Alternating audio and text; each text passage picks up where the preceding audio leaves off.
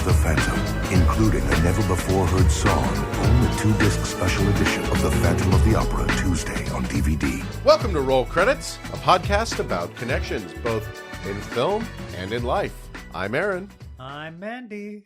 Each episode, we aim to explore a cast member, actor, director, or even a concept that ties a set of movies together. We talk about the history and the context of a movie, and have some fun while discussing our own personal opinions. And this is an Armbar Studios production. For more information on all of our projects, you can always visit armbarstudios.com. So this episode has been one I've been excited for since we've started the Joel Schumacher arc. Just as a reminder, we have been so far covered St. Elmo's Fire, The Lost Boys, Falling Down, Batman Forever. And right now, we are hitting The Phantom of the Opera, released 2004. It is here inside my mind. The Phantom of the Opera from 2004, the spectacular stage show adapted for the screen that sees young ingenue Christine Daae trapped in a love triangle between her childhood friend Raoul, the Vicomte de Chagny, and the mysterious phantom that haunts the Opera Populaire Paris Opera House. Which one of us took French again?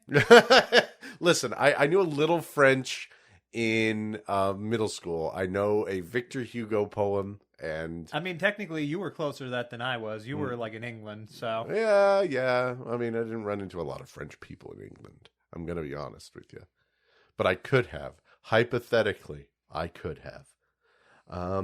So yeah, I've been very excited about this movie because, as I kind of said at the end of last episode, this is the movie that I have seen the most times in a movie theater. My mother and I went to this movie 4 or 5 times. I really did lose count by the end of it. I watched it on DVD and, of course, recently for this podcast. I've a long and storied history with The Phantom of the Opera. I believe we've both seen it on Broadway. Yes. Yeah. I'll get into that. For sure. I first saw it on Broadway in 2002. I actually remember because it was shortly after 9/11. So it's funny, we are recording this in September. So I believe it was somewhere in January or February of 2002. 2011 or 2012 for me. So I watched it like literally 10 years after you. That's still really cool. And I've since seen it performed locally here at the Schuster Center. I went to the movies to see... Listen, I'm just going to say straight up right now, before anyone who, is deigned to comment on this, I will say that this movie is not necessarily a replacement for seeing the musical yourself, because right now you can go out and get the Phantom of the Opera performance at the Royal Albert Hall and watch the entire musical that way, which I highly recommend. Excellent version. But, I have a lot of love and a lot of history with this movie, which is why I was kind of nervous about this one, actually, revisiting it. But I don't want to get too ahead of myself. I have a lot of great information, and I'm sure you do too. So, but, tell me a little bit about your history with Phantom and with this movie. Before I do, I just want to say I love the blurb that this is the movie that you've seen the most time in theaters. It's much better than my movie I've seen the most time in theaters, which is tied for several other movies, but, the funniest one of which is Garfield. 3 times in theaters. Don't ask. I guess I'll just tell you, I kept getting dragged to it.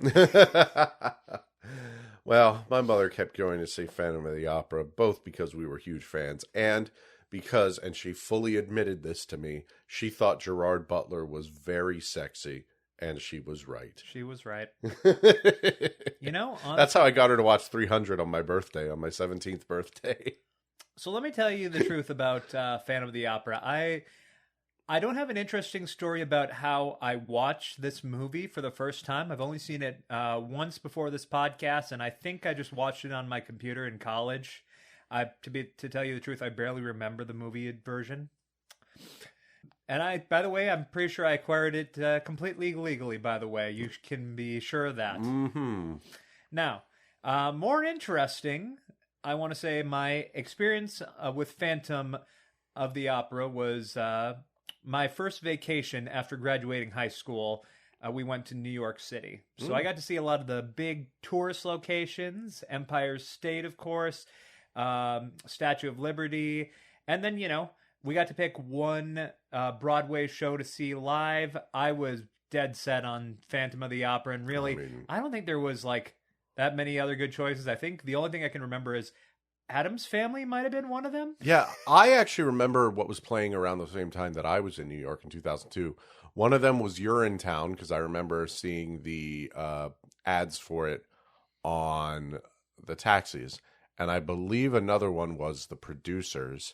I fully admit, I don't, obviously, seeing Phantom, I was already a huge Phantom fan because my mother would play the CDs for me going to school. And so we had the original London cast recording and what was called like a highlights album, which is kind of a greatest hits album for a musical. Hey, Nathan Lane, no shade at you, by the way. Yeah, because listen. We passed on 2 Nathan Lane musicals here. Yeah. You were great as Gomez. I didn't read it, but, I've seen the Tonys where you performed as Gomez. You seem like you did a great job. Obviously, you do incredible in the Producers. I wish I could go see The Producers, frankly. Someone make that an off-Broadway thing. Someone do a local performance of The Producers. I want to go see The Producers. I love that musical.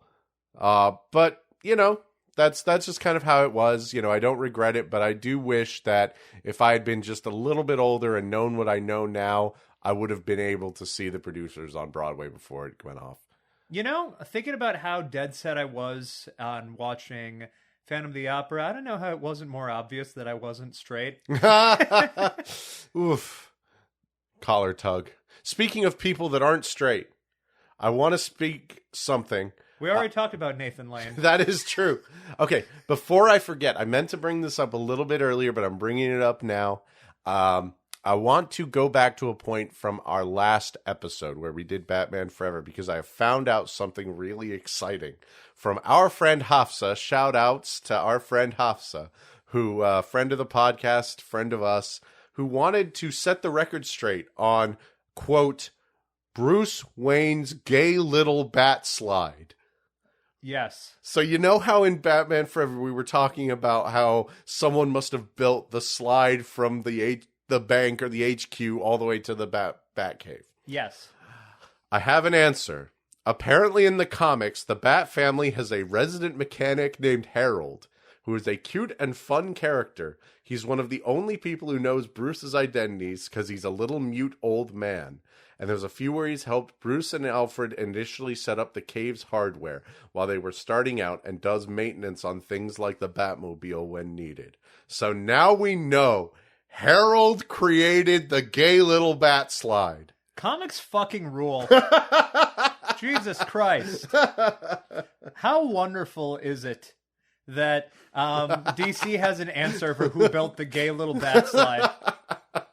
So thank you, Hafsa. A pleasure. Are you ready for me to get into like the history with this one? I'm super excited because when this first released, as mentioned, my excitement was through the roof. I told you all, I mentioned that, my mother would play the CDs for me as a kid. I had seen the music on Broadway. So this is history that I have lived through to some extent. And yet, when it came out, I did not know who Joel Schumacher was. I remember researching when it was revealed he was the director.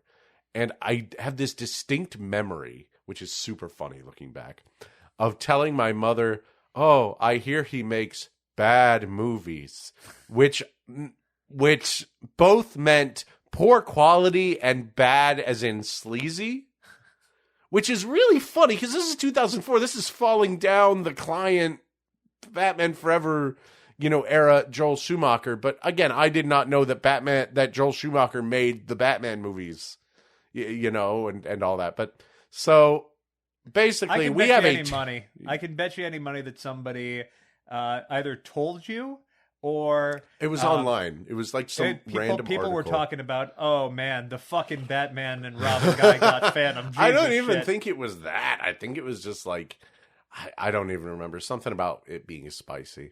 But I mean, that is a 10-year period between Batman and Forever and the Phantom of the Opera that we need to cover. So by all means, take it away. So, obviously, I like to talk about my sources, and I had to comb through a lot of magazines here. I also found a really good article I'm going to mention. Variety, New York Times, Irish Examiner, Vulture, People Magazine, IGN, Playbill, the making of the Phantom of the Opera documentary on the DVD did help, or Blu-ray in this case. Box Office Mojo, and the Daily Dead article, Phantom Thread by Heather Wixon. Thank you, Heather. Well, I know none of this, so I'm excited. So let's pick up where we left off with Batman Forever. Joel returned to legal dramas with A Time to Kill, also written by the screenwriter for Batman Forever and The Client, Akiva Goldsman.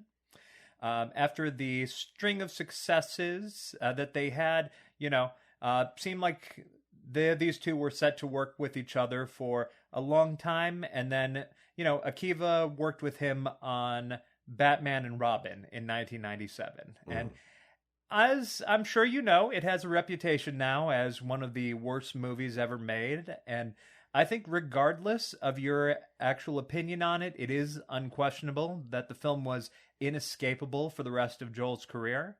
The Vulture article that I had been pulling from since episode 1 actually mentions the reviews for Batman and Robin in the very first sentence before any other movie, because this is how much it just overshadowed everything. Right. And, as I talked about it last episode, before Batman and Robin came out, WB had already gotten Joel on board to make a Batman 5, tentatively called Batman Unchained.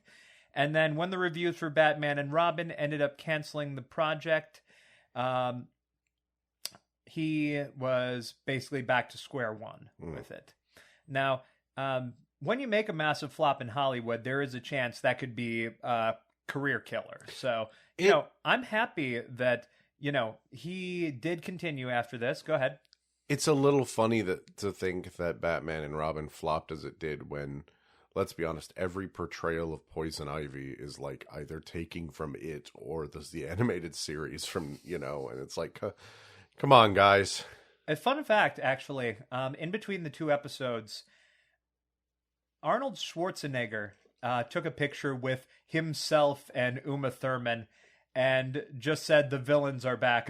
Something along those lines. So, he has owned Batman and Robin, and I just think that's fucking adorable. Yeah, it's really funny because it feels like ever since we dropped the episode, a bunch of people that we know, who not even people who are like have listened to our podcast, have started watching Batman Forever. I guess it's just coming back in the zeitgeist right now.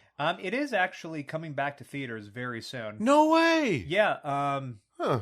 It'll Same probably thing happened with our theater. Chris Farley arc. I swear to God. It'll probably be in theaters actually before this episode get released. I think it's the 21st. No way. Yeah. And I know this because Release the Schumacher cut. I follow whole Twitter for that, and they've been advertising the heck out of it. Well, that's awesome. That's our influence. First we got the Chris Farley biopic announced, and now this. Oh, sister, let me tell you. We have some really interesting shit that I'll reveal next episode. There's actually something that I didn't realize was already in the pipelines that I just made like a joke comment about. Sadly, it is not a Joel Schumacher and John Hughes fighting game. Okay. But, for a moment, I thought I had a very brief hope. However, it's still pretty cool. So I'm going to let you sit on that, and we'll talk about it next episode. Okay. So Joel took a 1-year hiatus after Batman. Technically speaking, I'm pretty sure these films were being made while this is going on. Yeah. But, he released 2 films back to back. The Nicolas Cage action film, 8mm, I've actually seen that one. And then the Robert De Niro and Philip Seymour Hoffman led crime comedy that was written and directed by him, which is about a security guard who suffers a stroke and then takes singing lessons from a drag queen in order to try and improve his speech again. That one's called Flawless, and I've seen a lot of people talk about that as like a hidden gem from this era. So it's something we should definitely consider one of these days. Oh yeah, that would definitely be one that we'd check out. If we had all the episodes in the world to do this, I have no doubt that would end up on our list. 100%. And, this is a really interesting era. He got back in the favor of the critics with his next film. It was the war movie Tigerland, starring Colin Farrell. That's a film that Colin had actually been on record saying that had he not been cast in it, he would have had no career. Wow. Keep in mind, this is like the guy who was in Banshees of Inisherin. He was in the new Batman movie as the Penguin. Like, he has had a massive, massive career since then. Yeah, absolutely. Absolutely. But he's always had a real strong relationship with Joel. Mm-hmm. And starting with Tigerland, we have maybe the most interesting string of films that we're not tackling. He made the action film Bad Company, which is about terrorists trying to set off a bomb in Manhattan's Grand Central Station, that had the very unfortunate distinction of having its original release date be planned for December of 2001. Oh, rough. And then, something happened in September. They had to push it back a year. Yeah. You might know what it is. And then if I had the choice to add one more film to our lineup, like this would be it. He had a 2002 thriller film called Phone Booth, which actually reunited him with Colin Farrell and Kiefer Sutherland. Oh, wow. So it is about a man who's held at gunpoint by a sniper while he's in a phone booth. And then he's being threatened over the phone by this sniper. It's a great premise on its own, but you look deeper into it. The script was written to be an Alfred Hitchcock movie. Oh. And it was written by Larry Cohen. What? Famous grindhouse, horror, sci-fi, and police procedural writer Larry Cohen. That sounds amazing. I think if we ever do a Larry Cohen arc or just a one shot, we have to tackle that movie. We're grabbing that one. I'm almost mad that I learned about it after the fact, but I don't regret it. I think we have a really strong lineup. Yeah. Finally, he directed a biopic called Veronica Guerin. I'm sorry if I'm mispronouncing that. It's based on the journalist of the same name. She was believed to have been murdered by the Irish cartel. Wow. So what I'm hearing is that Joel Schumacher frickin' rocks like we all knew and has tons of cool movies that are good. Yeah, what Joel always said is he just made movies that he wanted to see. And you listen to that and you're like, yeah, no, I do want to see that movie. Yeah, I want to see all of these. It sounds awesome. Now, let's get into Phantom of the Opera. Joel has had this long, unintentional history in Hollywood at this point of being the backup guy. So, if I told you that Joel was not the first pick to direct Phantom of the Opera, would you believe that? Yeah. So I'm going to do my best beyond belief here and tell you, not this time. Oh, wow. Yeah, so from day one, when Warner Bros. First purchased the rights to adapt Phantom of the Opera for the big screen in 1989, Joel was one of the top picks of the director.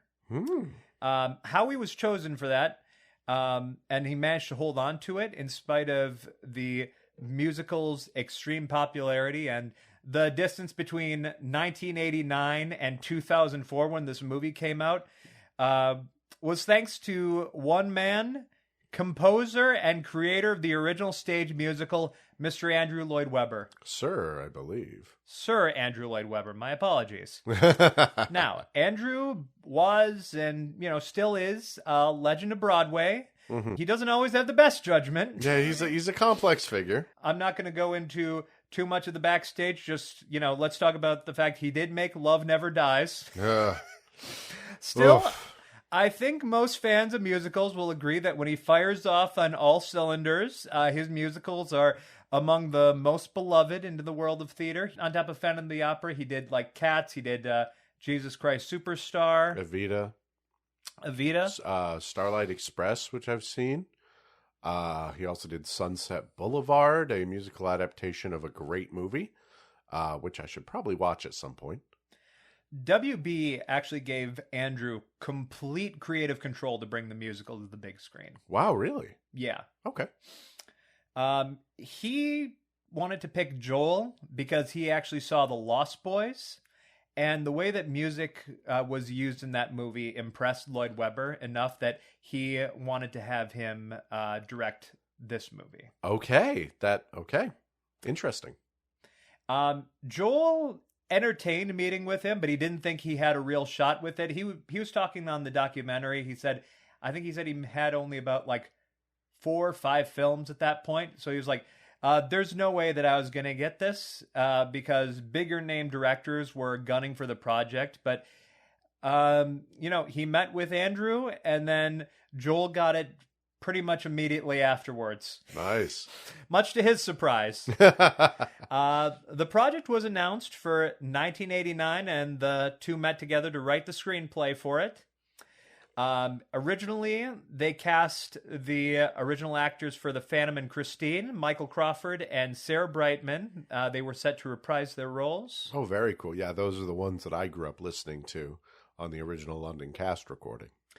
And their plan was initially to start filming in early 1990, but there was a colossal-sized monkey wrench that ended up delaying the production. Now, you know most of the history of this. Do you know what it was?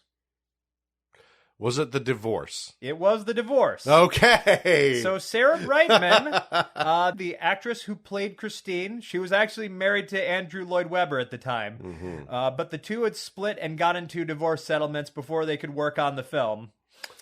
This pushed filming back by about 10 months, but then Joel found himself juggling different commitments. Yeah. I mean, you look at that filmography. Come on. He didn't rest. Yeah, like he made a new film literally every other year. Like Phantom, he never felt like he was really set for that project at the start of it. And then, he gets wrapped up in like 5 or 6 other different films. Like, yeah, like understandable. Mm-hmm. So, he ended up backing out of the project. WB had to scramble for the next few years as the film entered the dreaded development hell. Yeah.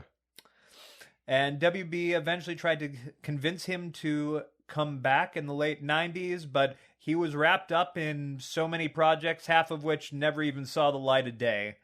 Of the ones that we even have the slightest bit of info for, he was set to direct his 3rd adaptation of a John Grisham book, Runaway Jury. Oh, man. I read that one. An adaptation of the Ben Elliott novel Popcorn. Really? Are we talking about different books that you all read? No, okay, no, I haven't read that one, I think. A big screen adaptation of the musical Dreamgirls.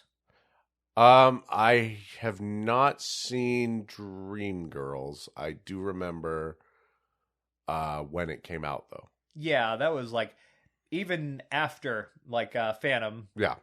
And then, the aforementioned Batman Unchained was still on the table at the time. Right.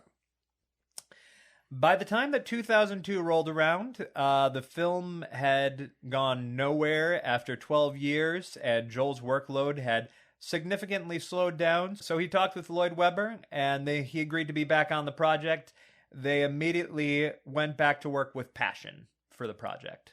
Very nice. Now, when it came time to restart work on the film, one thing that Schumacher insisted was that he didn't want any big actors to work on this because he didn't want people to come in with too much high expectations for whoever the lead actor was going to be. Right. Preconceived notions, things like that. Absolutely. And the other thing, he also wanted a younger cast for the film. Mm-hmm. His the person that he cast was Patrick Wilson, who he'd seen on Broadway, and he wanted to play the part of Raoul. Mm-hmm. At the time, and I'll probably talk about this a little bit. At the time, I remember just not being very impressed by him for a few reasons, but that has changed since. So we'll talk about it during the movie itself. But I think that now that I understand the movie a bit more, I think that was an absolutely inspired choice. It is insane how much of a career he's had afterwards. Yes, that is the thing that's really blowing me away. And part of that might be influencing my judgment with it, but I do think he does a good job as Raoul. Absolutely, he's excellent.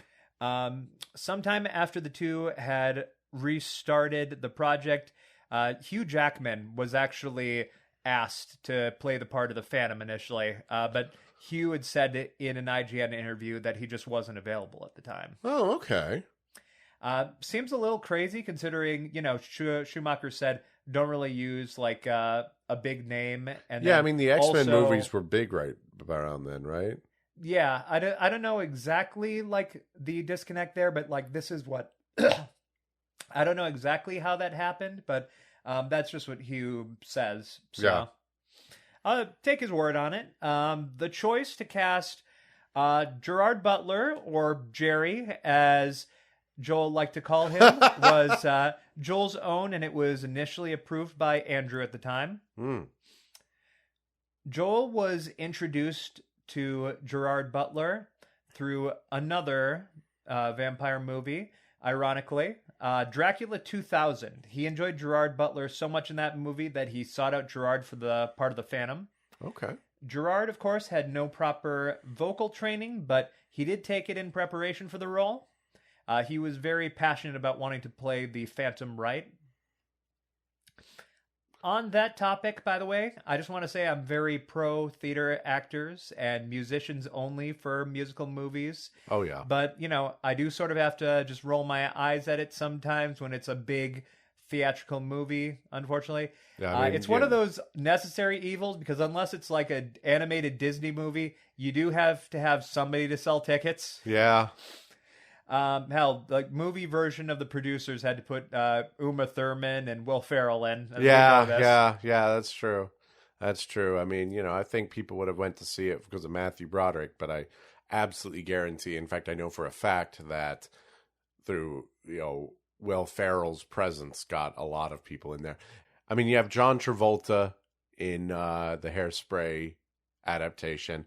By the way, I just want to say, good God, were we spoiled for movie musicals around this time period, and what the hell happened? I don't want to say bring it back, but I do feel like we should be getting at least a few more. Yeah, and more than we get. For that matter, like, actually advertise them as musicals. Yeah. Man, we did not realize how good we had it, man. We did not realize. I remember us going to go see Rocket Man. Yes. And it was insane to us that they didn't advertise the fact this was a musical at all. And it was awesome. Yeah, it was great. Like, we really liked Rocket Man. Yeah, we did. It broke the biopic curse. Sometimes I'll say that casting non-theater actors does pay off. But I think, they do have to be extremely dedicated and fully understand the scope of their role. And not Russell Crowe. Yes. Like Gerard Butler, like Paris Hilton in Repo, the dramatic opera. Yes. Katie Holmes, Keira Knightley, and Anne Hathaway were all at one point scouted to play the role of Christine. Anne Hathaway seems to have come the closest to playing Christine, but she had to drop out due to contractual obligations with the Princess Diaries too. Yeah, I was actually going to say, like, this would have been around her Princess Diaries era, which makes perfect sense.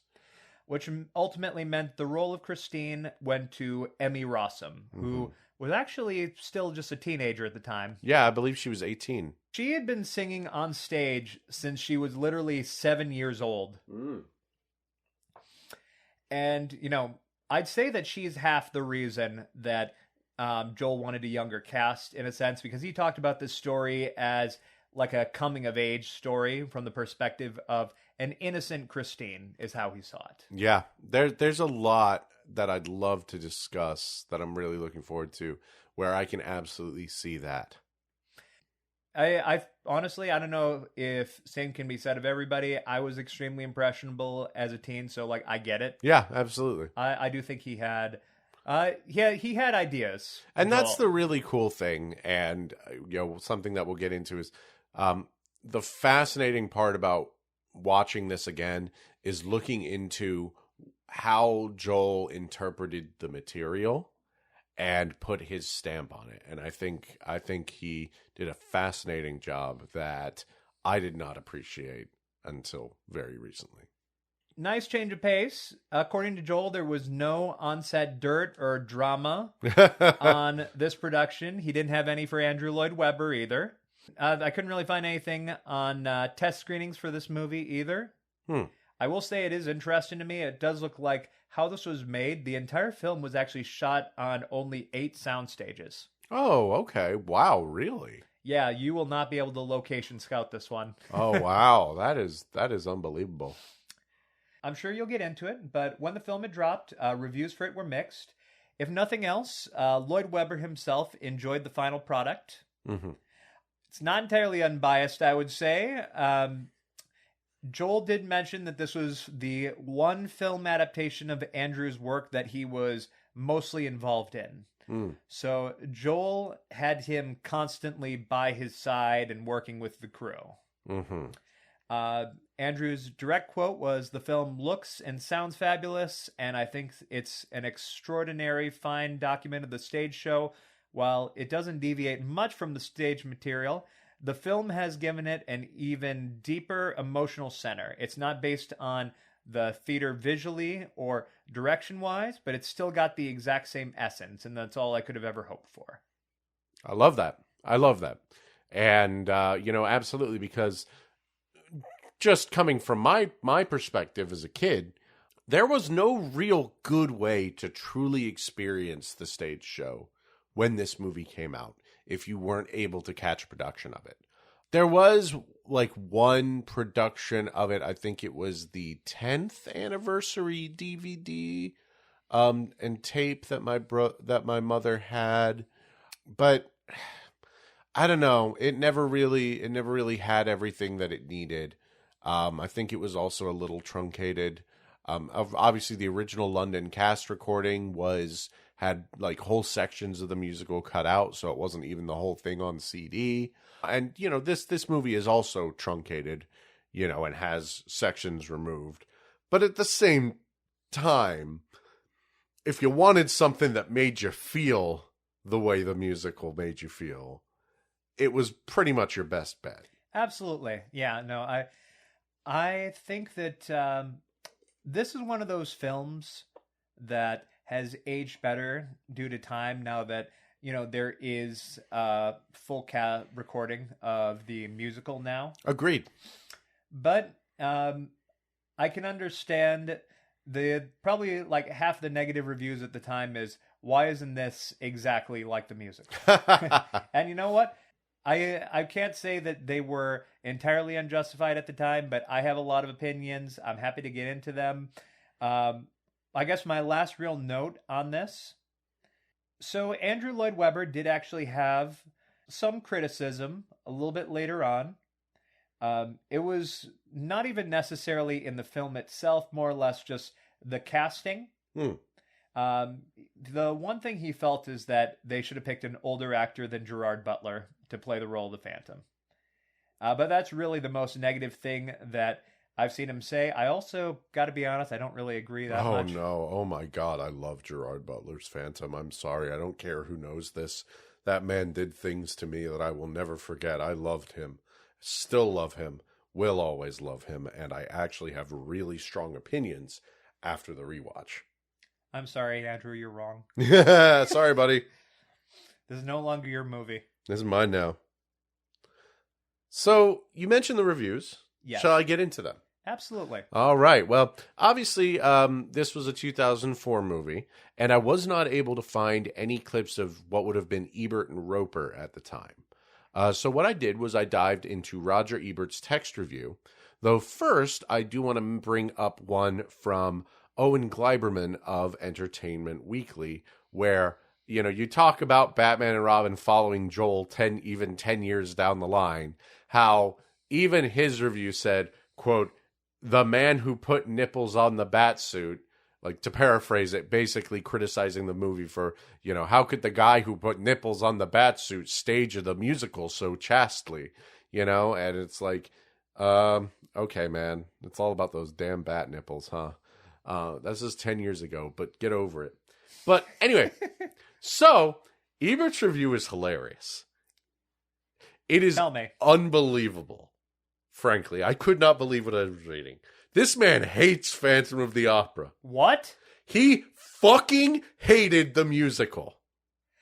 However, he rated the movie 3 stars out of 4. What the fuck? Okay, this is one of the, like, my eyes were wide open reading this thing because there's a lot to take in and dissect here. So he opens this like talking about how just he does not enjoy the music that much. It gets in your head, but he just thinks the lyrics are a little vapid. He's just not there for it, right?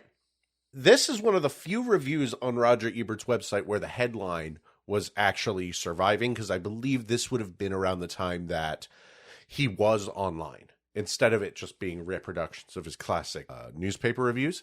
Because back in the day, around 2004, as we know, Ebert was struggling with his cancer, and his reviews, he had started to transition to both writing for papers and online on RogerEbert.com.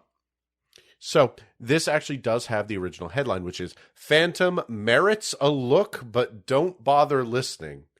3 out of 4 stars. Jesus Christ. He just does not like the musical aspect of this.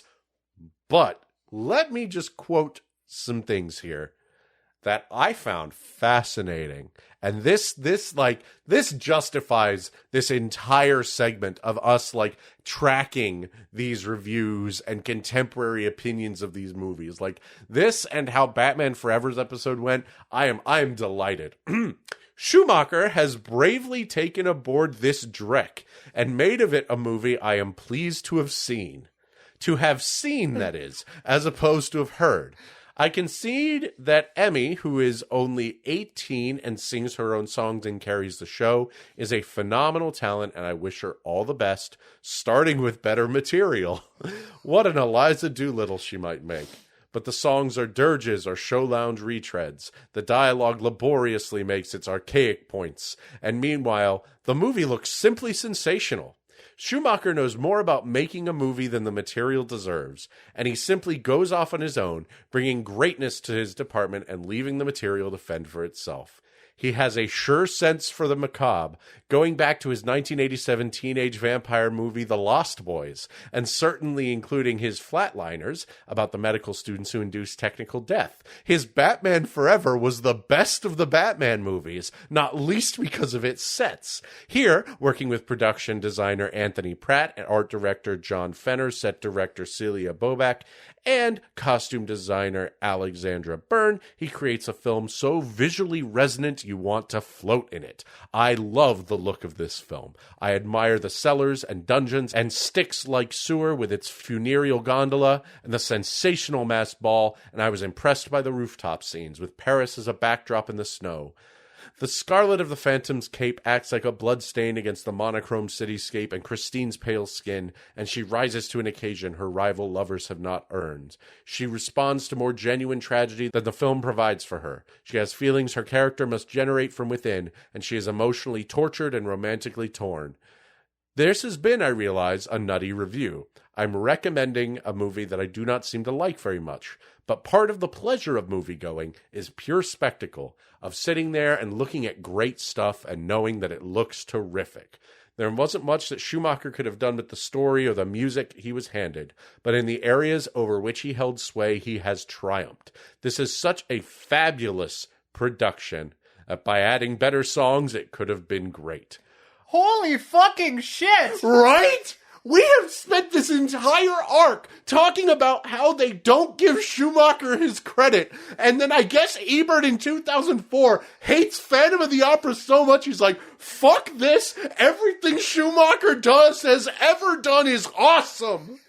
He talked about how great The Lost Boys was, and Flatliners, and Batman Forever. He forgave Batman Forever. He forgave Batman Forever. He called it the best one. What the shit? Now, obviously, I like the source material, but my God, what a glowing review of Joel Schumacher specifically. You never thought you'd see the day. And I cannot say I imagine that this is so fascinating to track, like how people have seen Joel Schumacher for good and for ill, and to see one man's opinion change like that. The weird thing is, if I remember correctly, I did look into it. I don't think that Roger Ebert has a review for our final movie. No way! Which means that this is the final note we have with Roger Ebert. For all we know, he could have given the number 23 5 stars. You are kidding me. I swear to God, I read his review as a kid. Or something in the newspaper, but it must have been a different guy. I can eat crow. I could be completely wrong. I mean, we'll look into it, but that is unbelievable. I cannot say that I ever expected this to be the conclusion of everything that we've been looking into, but this has made the entire, that element of looking into contemporary reviews for these movies so worth it. The redemption arc. The redemption. Thank you, Ebert. From St. Elmo's Fire to making the best version of the most dog shit musical on Broadway. Going from I will never respect this man's movies between him and Siskel to no, this guy was awesome. Oh boy. I don't think I can say anything that he has not already said, but that was unbelievable. I could not believe when he was name dropping the movies that he was name dropping. What a time, right? What an artist. Well, take me to the DVD section. I will take you to the DVD section, because if you thought that was crazy, I have something even more insane to drop on you. Oh, really? What is it? Is it something I have no idea what it is. Okay. Anyways, go into it. Well, it's funny you say that, because you don't. Because I've been keeping some secrets from you. So, we watched this movie in what is the best way to watch this movie in Region A, which is a very classic Warner Brothers Blu-ray. Very old school, very early days of Blu-ray. It's still available. You can buy it. We have it. And I really like it. It has 5.1 surround sound. You can kind of tell the difference between the audio fidelity between the dialogue and the music. The music sounds incredible. The dialogue is a little grainy. Looks fine. It's a lot like the Falling Down Blu-ray, where you put it in and it immediately boots to the movie, but if you go to the top menu, then it just goes to the special features menu with a resume option, which is a little weird. All the features are ones that I remember, because I had this on DVD, of course, as a child. I did not watch every special feature, but it does have all the features that I do remember. There is Behind the Mask, the story of the Phantom of the Opera. It's about a hour-long documentary. It's an hour long. Yeah, about the musical itself. I know this because I watched it for the sake of getting the history. And I was waiting for discussion on the movie to happen. It just kind of doesn't. It doesn't. No, they just talk about the musical. But they do have 3 different making of featurettes. Actually, I believe 4. And that's the ones that I listened to for the sake of this. Yes, exactly. It's origins and casting, design, the supporting cast, and recording the album. They do have the theatrical trailer, and then they do have one deleted scene. It is the only original song that was created for this movie, but eventually cut out, where it is a deleted scene of the Phantom inside his lair uncovering a kind of Christine shrine and singing a mournful song about, being lonely and no one would listen. It is a little funny because the tune of the song is the same tune as the song they used in the end credits, which we will talk about during our discussion of the movie itself. But I do remember watching that as a kid and crying because, I felt immense sympathy towards the Phantom when I was very small. Nowadays, less so. We'll talk about that. There's also no commentary track. So far, the only movie of ours that we've covered during the Joel Schumacher arc that does not have a Joel Schumacher commentary track. That is a bit surprising, I'm going to admit. There's also a plea for us to go online to wbhighdef.com. I have not. And by the way, I want to mention that all of these special features are divided into categories.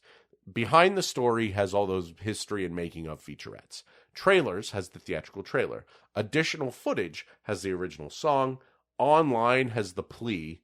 And then there's fun and games, which has sing-along. And this is the best special feature I think I've ever seen on a Blu-ray or DVD this side of the Speed Racer game. It was extremely funny because you said you didn't even click this before. Yeah. But, right after we had watched the movie, I went over to it just, out of curiosity. So here's what I thought sing-along would be. It's probably similar to what I thought it would be. Anyways, continue. So in the Homestar Runner DVDs, there are karaoke sections, music videos where they have like some of the famous songs from Strong Bad Sings with the words. I thought it was either going to be that or what I believe The Matrix does, which is a music-only audio track. No, it's not that. It's not either of those things. What did you think it was going to be? So you know how Disney will just release the versions of their movies with Follow the Bouncing Ball? Mm-hmm, mm-hmm.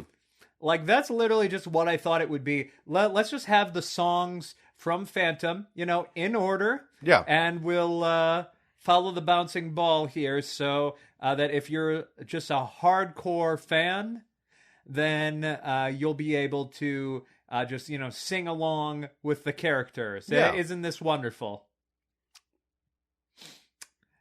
Tell me what this is.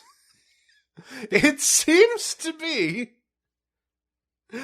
a guerrilla shot sing-along of the Phantom of the Opera, where they film different members of the supporting cast and crew and a few of the actors, such as Emmy Rossum, Joel himself, just, the electrical crew, all of them singing a line from the song Phantom of the Opera. Don't forget Andrew Lloyd Webber. Yeah, at the very end, Andrew Lloyd Webber at the very end.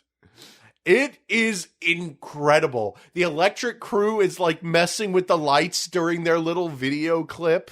Emmy Rossum is there with her stunt double. It's so funny. And like so many of them are tone deaf. The entire costuming department is in one shot. The editing crew just like deadpans to the camera inside the editing room. It is the best thing I think I've ever seen. Almost all of them are credited by name. This is great. This is awesome. This is everything I want to know is happening on the set of a movie. This was a Joel call. Joel fucking loved his cast and crew. Like, I believe wholeheartedly that Joel had the idea, I'm going to film everybody saying a line, and we're just going to include this on the special features. It's beautiful. So yeah, in Region A, that is probably in the US, the best way to watch that movie physically is to get the Blu-ray, or you could always get the Best of Blu-ray Volume 2 for $19.80 to get Phantom, Unforgiven, The Fugitive, and The Last Samurai in one pack. What a deal. I didn't want to interrupt, but I did just want to mention the director's commentary does shock me. Yeah. Because from what I understand, like, Joel was on amazing terms with literally every single person of this cast too, including, Andrew Lloyd Webber himself. Yeah, it is. Like, I wonder why they couldn't have gotten it unless, then again, maybe doing a director's commentary of what's mostly a musical, people will be like, why are you talking over the music? But, yeah, maybe logistically it just didn't work out. But it is weird. It is weird, especially considering every other thing. God, we would have learned so much about this fucking movie. Yeah. I think so. It would have been fascinating. But I want to bring something up. Tell me. You may have noticed that I've been saying that this is the best way to watch this movie if you're in America. There is a better version of this movie out. The only country where it has been released in 4K Ultra HD is in Japan. And I reached out to a good friend of mine. I know him online. And I found the Amazon page for the 4K UHD and some other information, and he knows Japanese. He's teaching over in Japan, and he helped me translate this. Not only are there additional special features on the 4K in Japan, there's a Sarah Brightman singing Phantom of the Opera like thing, probably just something from the original London cast recording. Emi Rasum's screen test and interviews with the staff. I mean, for one, it is a 4K Ultra HD. I want this so bad, released by Gaga Entertainment. It's also very interesting. The reason only Japan has gotten this, and we found this out by looking at articles from screenonline.jp, it's because it is extremely popular in Japan, setting the record for the highest box office revenue for a musical film at the time of release, with Japan contributing more than 40% of the worldwide revenue for this film. Holy fucking shit. Yeah! Like, everyone loves this movie. This is, like, massive in Japan. Why has no one talked about this? We might be the only person in the Anglosphere who has mentioned this. I want that 4K. Bring it here. Okay, so spread the word. We have to get Japan's version of Phantom of the Opera here. We also need to let Japan know that they have incredible taste in musicals. You said at the time, I'm curious to see what would have beaten it. Yeah. As fucked up as it is, I think the Probably thing that's Frozen. coming to mind. Okay, the first thing that was coming to mind was actually One Piece Film Red, because I know that was insanely. If that counts, yes. Yeah, that was insane. The box office that film got. Oh, so, yeah. I mean, wonderful film that is. Yes. So I'm sorry. I'm sorry for getting a little overexcited there, but basically, if you're in America, get the Blu-ray, but I'm strongly considering importing that 4K because I do know it'll be region free. If I find a way, I want that 4K. But yeah, that's kind of how you can do it. All in all, at the very least, it got a solid release. Just very early, very janky. Do you want to talk about the movie? Oh yes, I certainly do. Hey, so I want to preface this just by quickly saying that if you don't know the story of the Phantom of the Opera, or you haven't seen the musical, you know, I don't think there's much to come from us just summarizing the musical for you here. I think the most interesting thing will be to come up with I'm going to talk about a lot of particular observations I've had, as well as seeing Joel's touch on the material, like I mentioned earlier, which is something that as a kid, and even growing up, it's not something I would think about, right? Now that I've seen several of his movies and like I'm actively looking for like the Schumacher-isms, as it were, his fingerprints are all over this movie. And as a huge fan of the musical, it really is making me appreciate the film version even more. It's amazing, actually. The musical really is Andrew Lloyd Webber putting his hands on the original book. Yes, which I've read multiple times. I mentioned having accidentally watched the entirety of a documentary on the musical while trying to research for the movie. Mm-hmm. And one thing that Andrew Lloyd Webber talked about is how him and I think his producer just didn't really like the source material. They were like, oh, this is a really cool concept, but it's told like rubbish, I think is what they called it. It's really funny because, the book is actually something of a detective story if you actually read the original book. It's told from the perspective of Gaston Leroux himself because he was a journalist. And it's told as a story of, this is a quote-unquote true story of the opera ghost and of the mysterious disappearances and deaths involved. Okay. And it was a serialized novel in a newspaper that was eventually turned into, a bound full novel on sale. And it is a very mysterious book. It is very much in the tradition of these kinds of fantastical novels where, you know, they'll be kind of giving you open-ended stuff or, you know, kind of creepy stories, except it's, again, very much in this sort of mysterious sort of detective novel style where it's like, well, I uncovered this document. It's almost a found footage kind of book, if you think about it, because he talks about how he interviewed one of the main characters in the story. The Persian is the only name he's given, and the Persian gave him these 5, you know, diary entries, and I, you know, went through Monsieur Armand's book of memoirs that he wrote about his time as caretaker of the opera house. You know, I interviewed this person, I talked to this person to try and piece together this story. And it's like, you know, and the entire book is insisting, you know, this is a true story of a real human. There was never a ghost. And then he'll hit you with like this really mysterious stuff. And it's a really fascinating book that I really, really enjoyed as a kid. So it's just very funny to hear him talk about that. It is interesting. I genuinely wasn't expecting the negative reception there, but you know, Andrew, you know, obviously turned it into a romance.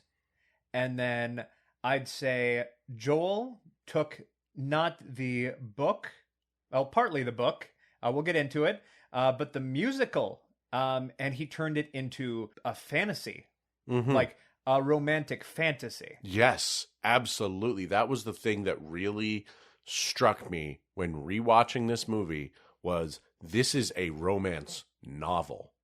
Because by the time you get to the end, you see, I mean, there's so much to talk about, but this is a romance novel. This is a fantasy romance in a way that the original music isn't quite.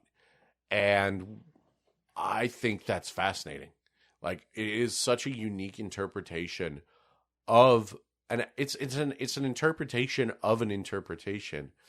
And what an interesting interpretation it is. So the big thing that does stick out with this interpretation, the big immediate change, is while the flash forward, the musical and the movie start very similarly in the future, where an elderly Vicomte de Chagny Raoul is going to an auction with Madame Giry, and they are auctioning off various things that used to belong to the now dilapidated opera house. And this part of the movie is very cool because it starts with a photo, a sepia tone photo, goes into a black and white scene. The film grain is just gorgeous. Oh, it's great.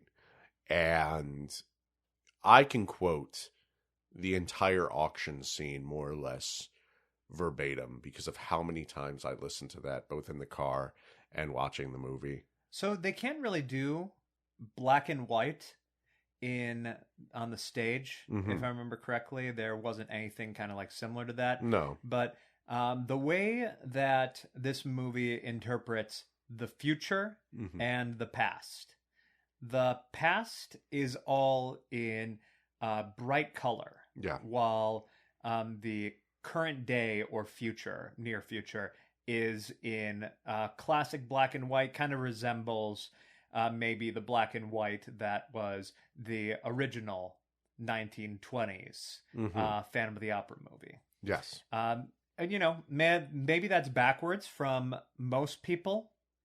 Generally speaking, you see the black and white as, you know, looking back at the past. But, you know, thinking about time frames when this movie was set, when this auction would technically be held, it makes a little more sense. Also, given the themes of this movie, I'd say it's perfect for it. Yeah. I love the slow shots during this auction scene.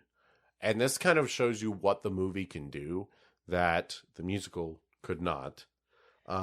We've been talking about opening scenes for every single movie up until this point.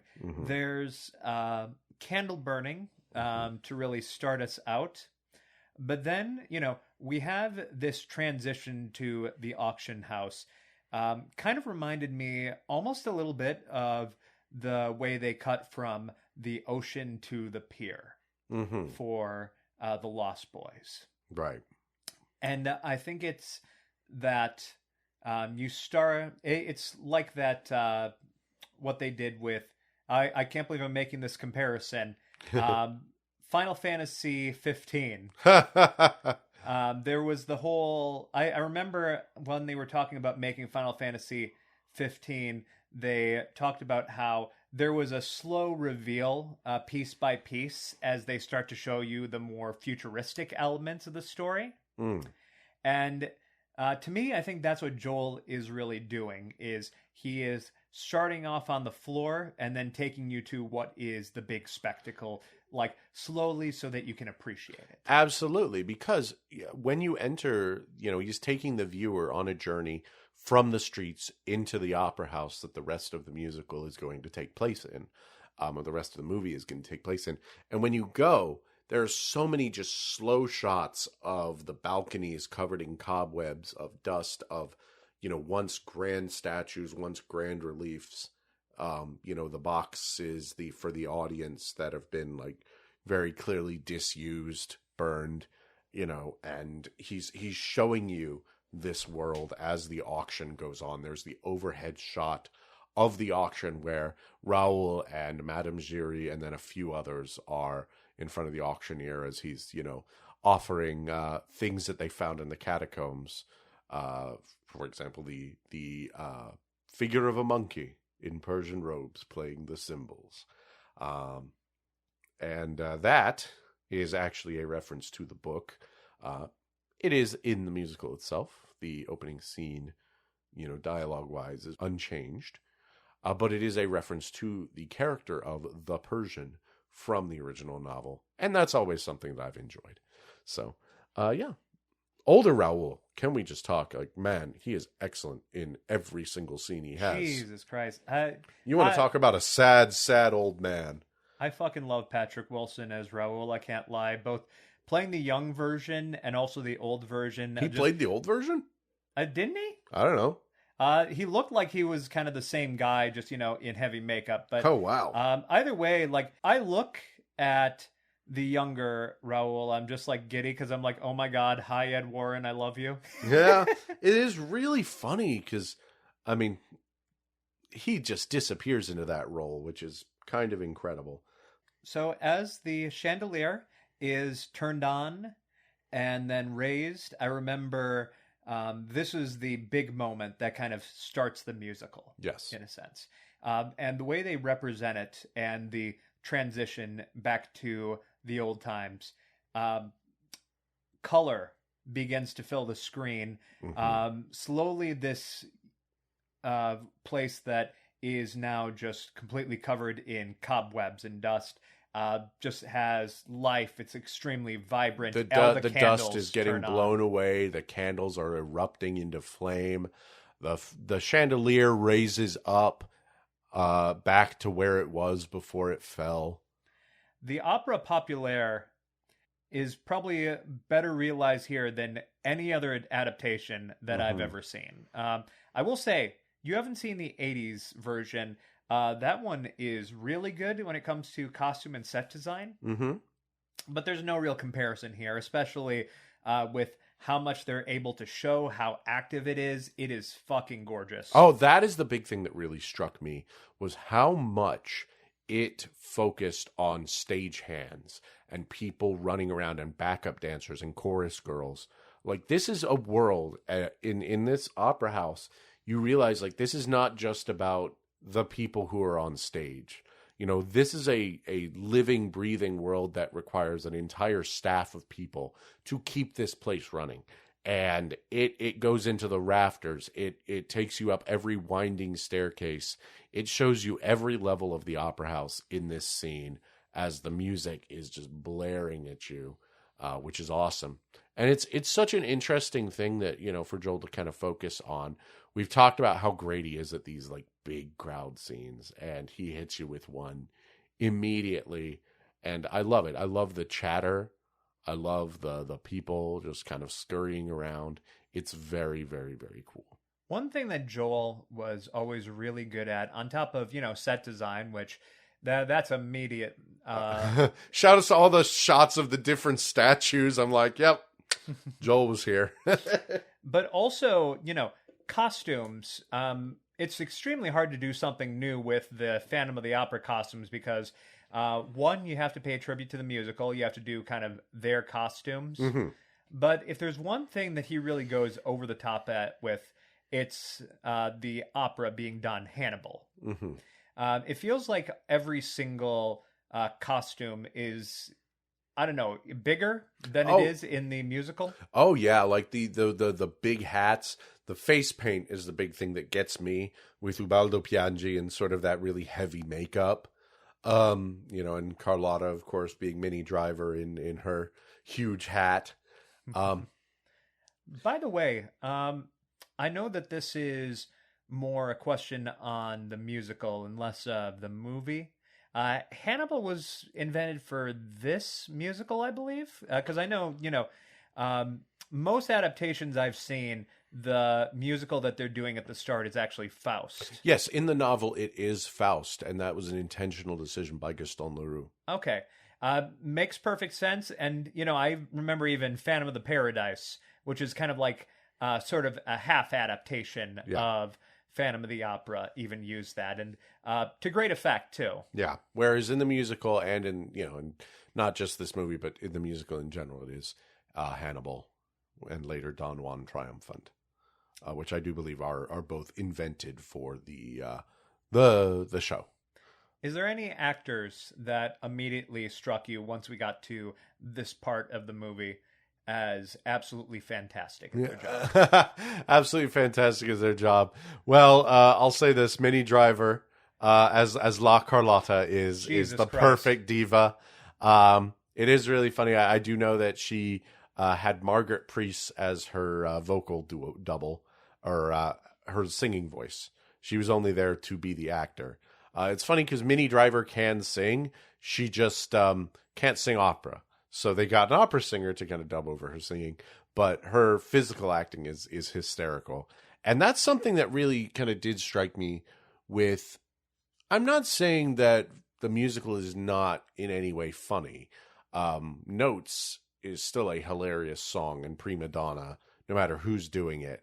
But Joel, much like with The Lost Boys, and much like with, a lot of his films, really understands kind of the power of a bit of screwball comedy, which he's the guy who made Car Wash, so I guess that makes sense. I think what's great is he applies it to the right characters, yes. Which is the other people working at the Opera House, not the main three. Oh yes, and I remember every time I saw this in theaters, the line. Like there's a big meltdown happening, and the new caretakers and owners of the Opera House, Andre and Firmin, which, by the way, Andre is known as Armand in the book. Okay. But Andre and Firmin come in, and they're very funny. And there's the old owner of the Opera House who says to them after some big drama, "Well, gentlemen, if you need me, I'll be in Australia." And I remember that always getting a big laugh in the movie theater. So, one more note on Minnie Driver. Yes. The Daily Dead article actually reminded me there's a tribute to her appearance in Phantom of the Opera here in the slasher film Stage Fright, a movie that we both love. Stage Fright was a $2 DVD we got from Big Lots, and because it had Meatloaf in it, and it was wonderful. It is an entire Phantom of the Opera reference, and it is a blast. It's a film about a metal singing killer who just picks off people at a musical theater camp. Yeah, it's great. It's great. He's the Kabuki killer. So one thing that I immediately sort of recognized with this adaptation from like a few minutes into my rewatch is this felt like a very much storybook adaptation. I mentioned that things were kind of a fantasy. That's because, things feel almost a little too pristine and perfect. It feels like they're capturing the most grand version of this scene every single time. And, grand scenes, we see them a lot with Batman Forever. It's a very exaggerated reality, and it's a musical. It's a musical. It has to be exaggerated, but the thing that always struck me is kind of just how everything has a glow to it, which I enjoy. You can kind of compare it to Moulin Rouge, really. I love that, actually. Yeah. But, you know for sure that it's intentional because there's some very impossible details. We haven't gotten to it yet, but when we get to the Phantom's lair underneath the opera house, there's actual candles that raise from under the ocean and are already turned on. Yeah. Like, it's meant to be this fantasy. And, in the musical, that was technically a thing. It was not meant to be like a literal thing in Phantom. It's really more or less a representation of us going into his lair. And even as that scene goes on in the musical, I think as they're doing Music of the Night, yeah, the set all starts to close up on them. That's one thing that I remember. But here, what I think that these fantastical details, these grand sets are meant to represent is that this whole story is a memory. It is an impossible fantasy, maybe even like slightly misremembered, but it is as best remembered. And you were talking about how, in the book, this is one person's recollection of the story. In the movie here, it seems like this is a recollection from Raoul. Yeah, and that's something that I didn't put together until this rewatch that you brought up. There are two things about this movie that I did not think about. Because one, this is a romance novel. This is, like, from this perspective, Raoul is our cover boy. He does a lot of things that are just pure knight in shining armor kind of thing, which I love. And then, that builds to the finale. And then, yes, absolutely. Because, the constant flashing between modern day and the time that the musical is officially taking place is invented for the film. And 1000%, that is Raoul's kind of memory of this world, of this entire story, and his, adventures, I guess, with, meeting Christine and the Phantom. And it's fascinating stuff. It really is. You look at the tone between those two sides of the narrative, too. I think they really just only reinforce it. And the one element of color, which is sort of meant to represent fantasy, that we see in it eventually, which we will get to, I think, solidifies in my brain that is exactly what Joel was intending with this. Speaking of Raoul, he's shown arriving, and that's really cool because that's something that you don't see in the musical that you can only see in the movie, is that it shows, kind of cuts to Raoul as the patron of the opera house, arriving to the opera house to kind of see it for the first time and, be introduced to the new owners. And that's really, really interesting stuff because, he cuts to his horse and carriage. He goes in, in the musical, I believe the first time we see Raoul is, in the actual Think of Me section. And I want to talk a little bit first about the accents and share a funny story that going from the original London cast recording to a mixed accent cast, I would say, because there's some Americans, some British, some people doing, Minnie Driver doing her, I guess, Italian accent. It's funny because I think Carlotta's from Spain in the original novel. But then there's Ubaldo Piangi, people doing all kinds of accents in this movie. So my mother has a very funny story about how she went to see The Lion King in London's West End. and there was an American couple on the train who were talking, who also saw The Lion King. And they were talking about how it was a little strange seeing all the Lion King characters with British accents. And internally, Mum was thinking, well, they're lions. They wouldn't have any accents. And that's kind of what on this rewatch, I was like, yeah, it's a musical. They'd probably be speaking French if this was accurate. But yeah, there's a lot of good humor in kind of the exaggeration of Carlotta and Piangi and their like divaness. I mean, it's just a pleasant absurdity. It is interesting because whenever she speaks, there is an interesting detail that I don't really think fits, where a bunch of the stagehands grab earplugs or like plug their ears. Because Carlotta was never a bad singer. I'm sorry, I don't mean to go cinema sins on you, ding. But Carlotta wasn't a bad singer. It's just that Christine was significantly better than her. Because she was already like a very popular thing. But I guess if you're just like standing around listening to a diva sing opera, 24/7, I guess eventually that would get annoying. So, I can forgive it. I think it's, I think the whole thing might just be their own disdain is kind of painting their picture, painting their opinions. There's that old joke about how, whenever you hate someone, every little thing they do is going to annoy you. It's like, oh God, now she's eating crackers again. Of course she'd eat crackers.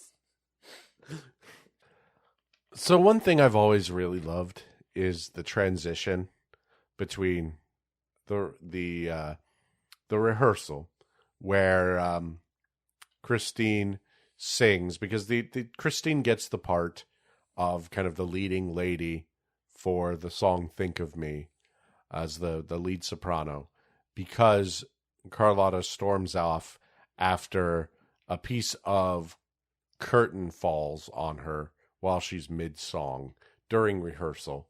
And everyone's like, oh God, it's the opera ghost, or the Phantom of the Opera, he's here. This is kind of the first instance of seeing things that were originally sung turned into little bits of dialogue. Because in the original recording, when the curtain falls and hits Carlotta, the chorus girls all, sing, he's here, the Phantom of the Opera, he's here. And then, this musical has talking in it. It's not a fully sung musical, but you can tell that there are parts of the movie where, they, instead of having kind of that chorus element, then they just say the lines, which can sometimes be a little weird. I understand, though, sometimes it's just for paraphrasing purposes, but it is something to note because it is going to come up a few times. Did you feel like this was made to cut down the runtime? Yes. Okay. Yeah, like that's the thing. I think that a lot of times where they did this and kind of had to, cut down on singing was mostly for a practical purposes rather than, any disrespect to the musical. However, there are a few parts where I don't understand why they chose to just say the lines instead of sing them, but they will come.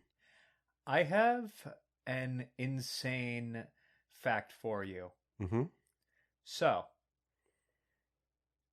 I did mention that Andrew Lloyd Webber was involved very heavily in this movie, right? Mm-hmm.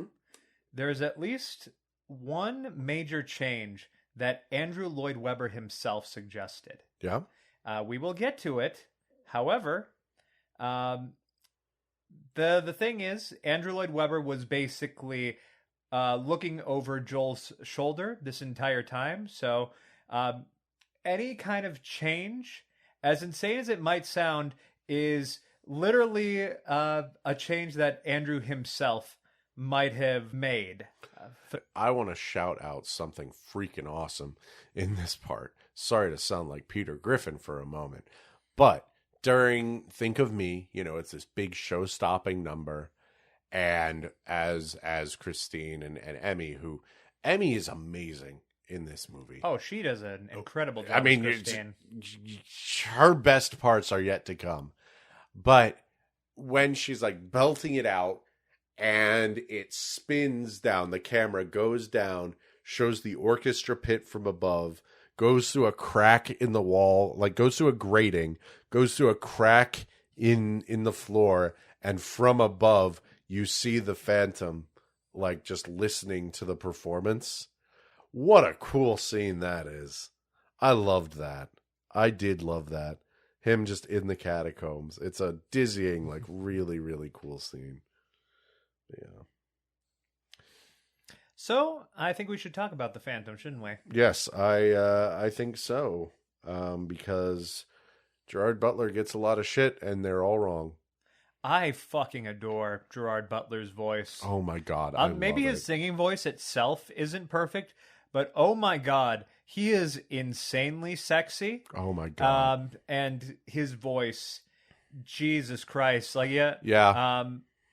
If he had time to be an incredible singer, I literally think this is maybe top 2, top 3 Phantoms. Yeah, listen, I'm not going to say that he is comparable to Michael Crawford or Ramin Karimloo or, any of the other great Phantoms that we've seen on stage.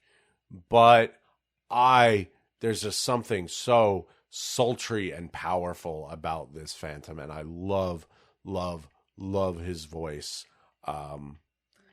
Yeah, the way you first hear him sing, and it's kind of this voice, or like I don't want to call it piratey. He's angry. It's very clear. Yes. The anger in his tone. Oh God, I love that. It is one of my favorite, pieces of music, pretty much ever. Is Little Lottie / The Mirror, and it's the scene where Raoul, first goes to Christine's dressing room and kind of reminds her, hey, I'm your childhood friend. Do you remember me? By singing kind of a story that her father used to tell him. Which, again, this is also something that was turned into just them talking for some reason, which is weird. But it transitions into, the Phantom of the Opera's absolute fury, kind of insolent boy, and it then transitioning even further into the face in the mirror. And that is I think about that entire sequence so often because it is enchanting. It is beautiful. I love the anger. And yes, I do love Gerard Butler's performance in this, both in his absolute fury and hatred against Raoul, and his kind of seductive, I am hypnotizing you, come to me, my child, kind of thing. And it's beautiful. It works. He's gorgeous. He's so gorgeous. Do you think Eric Bischoff was inspired by the Phantom of the Opera when he put the Ultimate Warrior in Hulk Hogan's mirror? Oh God. That is a terrible sentence, something I've never considered, and you might be right, and I hope not. The Opera House is hustling, and it's bustling, and it's great. But the big thing is, this scene where Christine talks to Meg about kind of her backstory, her father's passing, is taking place in this little chapel section of the Opera House, and it is a Schumacher classic. You can tell that his eye was all over this with this giant mural. Yeah, the big murals of Mother Mary and Jesus, and the candles, and great stone walls. Yeah, very, very, very, and it's very beautiful. Great angels. There's a beautiful stained glass. I love that. And if there's one kind of issue with the screenplay here, it's that Christine explains her backstory 3 different times to different people, but whatever. And it is funny because I believe in the original musical, this whole chapel doesn't really exist. It just goes straight to her dressing room. So that's another really cool thing. I don't know. It's just a neat thing that it goes in this chapel and then later into the dressing room. There's just a little bit more variety in like where they can shoot and what they can construct. And I do love that. And that really goes to a lot of like Joel's sense of place. And that's just this great, like, you, by the end of the movie, as with all of his movies, you can tell the layout of this opera house, and it's awesome. But yes? Another great idea by Joel Schumacher that the idiot musician Andrew Lloyd Webber would never have thought of for this terrible stage play. How dare you? Says Roger Ebert. That's very funny. If Joel brought one more thing other than the romance, it's the horror. In a way that I don't think the musical has. In adapting the Phantom of the Opera, you can tell that he didn't just go for just the musical. There are specific things that he took from the book, but there are things that I think he took from, film adaptations as well, which is really cool. Because the mirror scene is very famous. The Phantom's mask appears in the mirror, and oh my God, you want to talk about an incredible scene where he's beckoning Christine through the mirror, and it transitions into the title song, The Phantom of the Opera, and he takes her down to the basement, to the catacombs, into his lair. I really love how the candles kind of blow out in this scene. It's one of the big turning points of both the film and, of course, the musical and the source material, where, the Phantom appears in Christine's mirror. In the musical, it's interesting because he kind of snatches her through the mirror, whereas in this one, he kind of beckons her through, and it's very, very cool. Emmy Rossum's performance as Christine is unbelievable. Her mannerisms change as I can't take full credit for it. Daily Dead actually mentioned it to me, but I remember pointing it out to you as soon as I did. Her hair, her mannerisms, her mood changes every time she's like close to the Phantom. She's infatuated with him. Yeah. It's almost like she's under like a trance. Yeah, it's hypnotic. It's very, very cool. I love the way that they always make her kind of slowly move towards him. And yeah, no, you're absolutely right. And I want to ask you something. Tell me. Did you notice anything about how Phantom of the Opera, the title theme, how this entire scene was shot?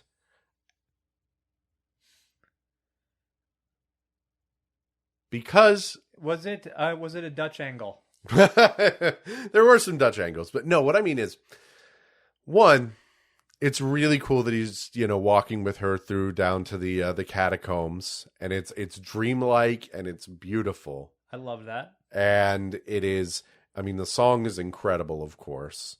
I love the addition of the electric guitar in this. They really went hard on the additional instrumentation to make it a little more intense in the film version versus, what I'm used to for the musical. But there's something that struck me as I was watching this that had me absolutely fucking giddy. One, I love that she's literally going through the looking glass, into kind of this other world, this wonderland. So, halfway through the musical number, we start getting these crazy fucking shots of just these repeated shots of Christine's face and the candles on the wall fading in slowly, fading out slowly as the music is getting more and more intense. And she is going through a transformation into this other side and this other world. What other movie did he do this in? This is The Lost Boys. This is just the Cry Little Sister scene from The Lost Boys. I was actually I wrote down the same thing. I also Like I thought about how the Phantom's lair resembled the Lost Boys' hideout. Yes. But the amazing thing is, it didn't feel like Joel deviated that much from the source material. If anything, like this to me felt like the Phantom's lair as it was, as I always envisioned it in my head. Absolutely. Like, underneath, it's in kind of the catacombs, I guess. Yeah, kind of the lake, the underground lake. The underground lake from underneath the Opera House, which Yes. is actually a real thing, by the way. Yes. It is underneath. There is actually like a whole body of water underneath this real Opera House. The one that the Opera Populaire is based on? Yes. Yeah. I believe it was built, and it was a big inspiration behind Gaston Leroux's novel, because it was built during wartime or to prevent, somewhere for where one of the emperors would be able to hide if there was any kind of attack. So how cool is that? I want to go there. Woo! Which cave would you rather live in? Phantom's Lair or the Lost Boys hideout? Well, I admit, well, the Lost Boys hideout is a little messy. I think I'd rather go into the Phantom's cave. Yeah, a Phantom for me too. I think it appeals to my inner shitty goth kid. But at the same time, I think I'd be afraid of catching fire because there's so many fucking candles. Oh, there's so many candles. Also, another great Schumacher use of mist and smoke. We love you, buddy. Yeah, no, that's really, really great. It really is so great.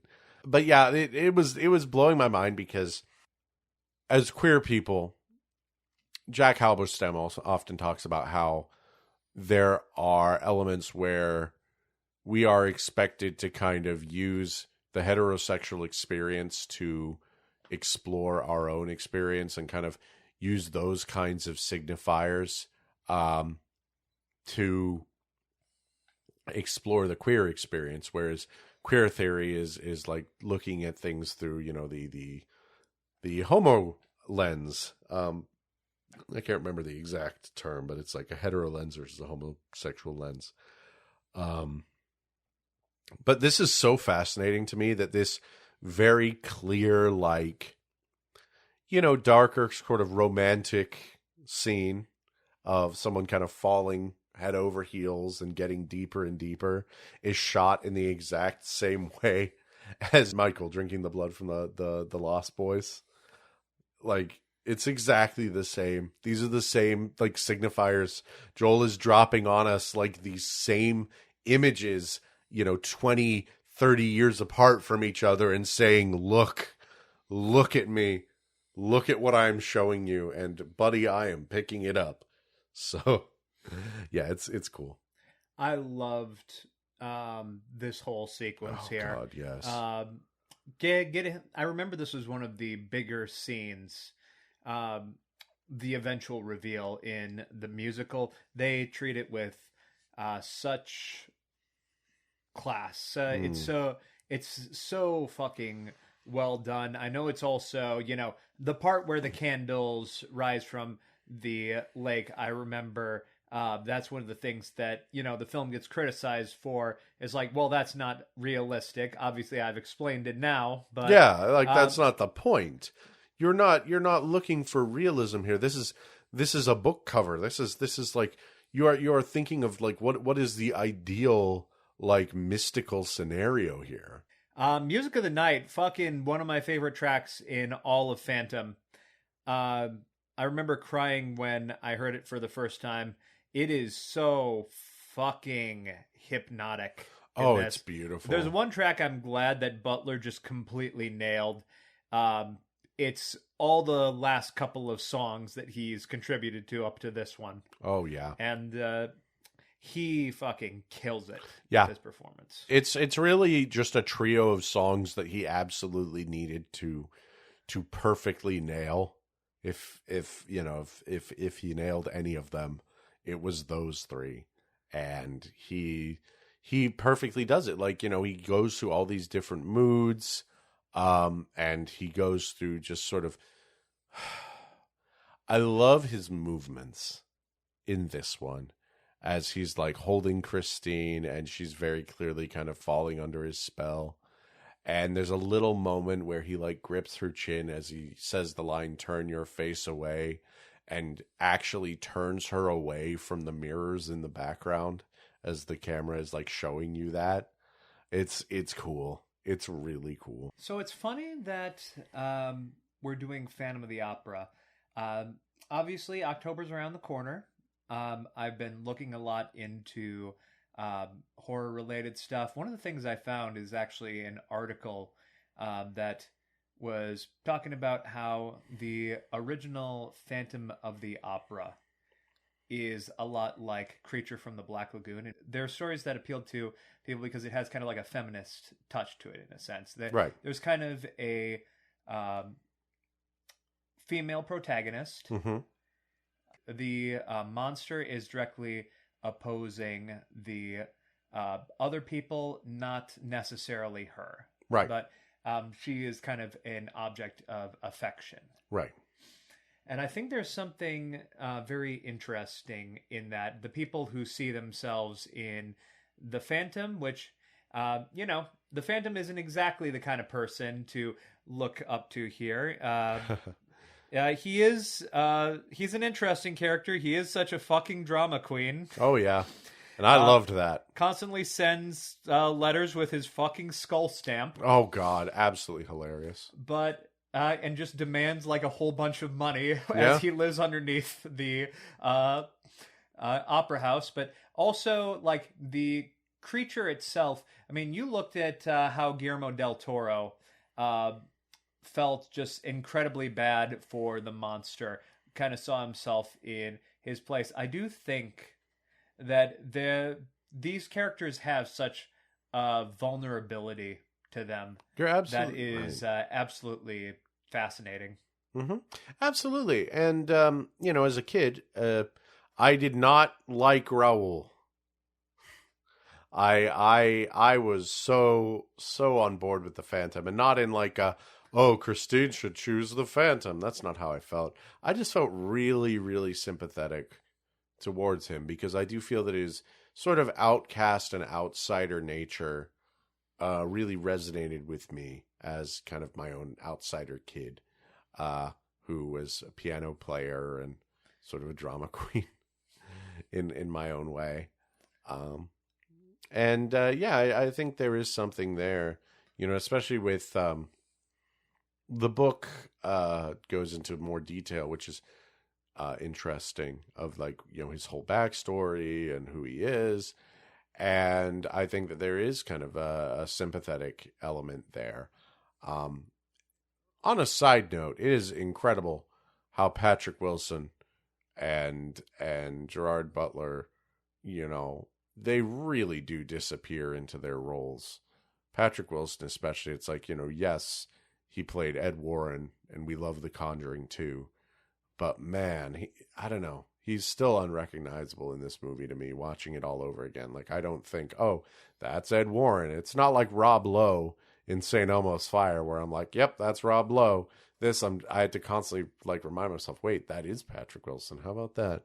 And it isn't just a youth thing. I just think he just looks different. Or, he just completely just sinks into the role that he's given. And it's really cool.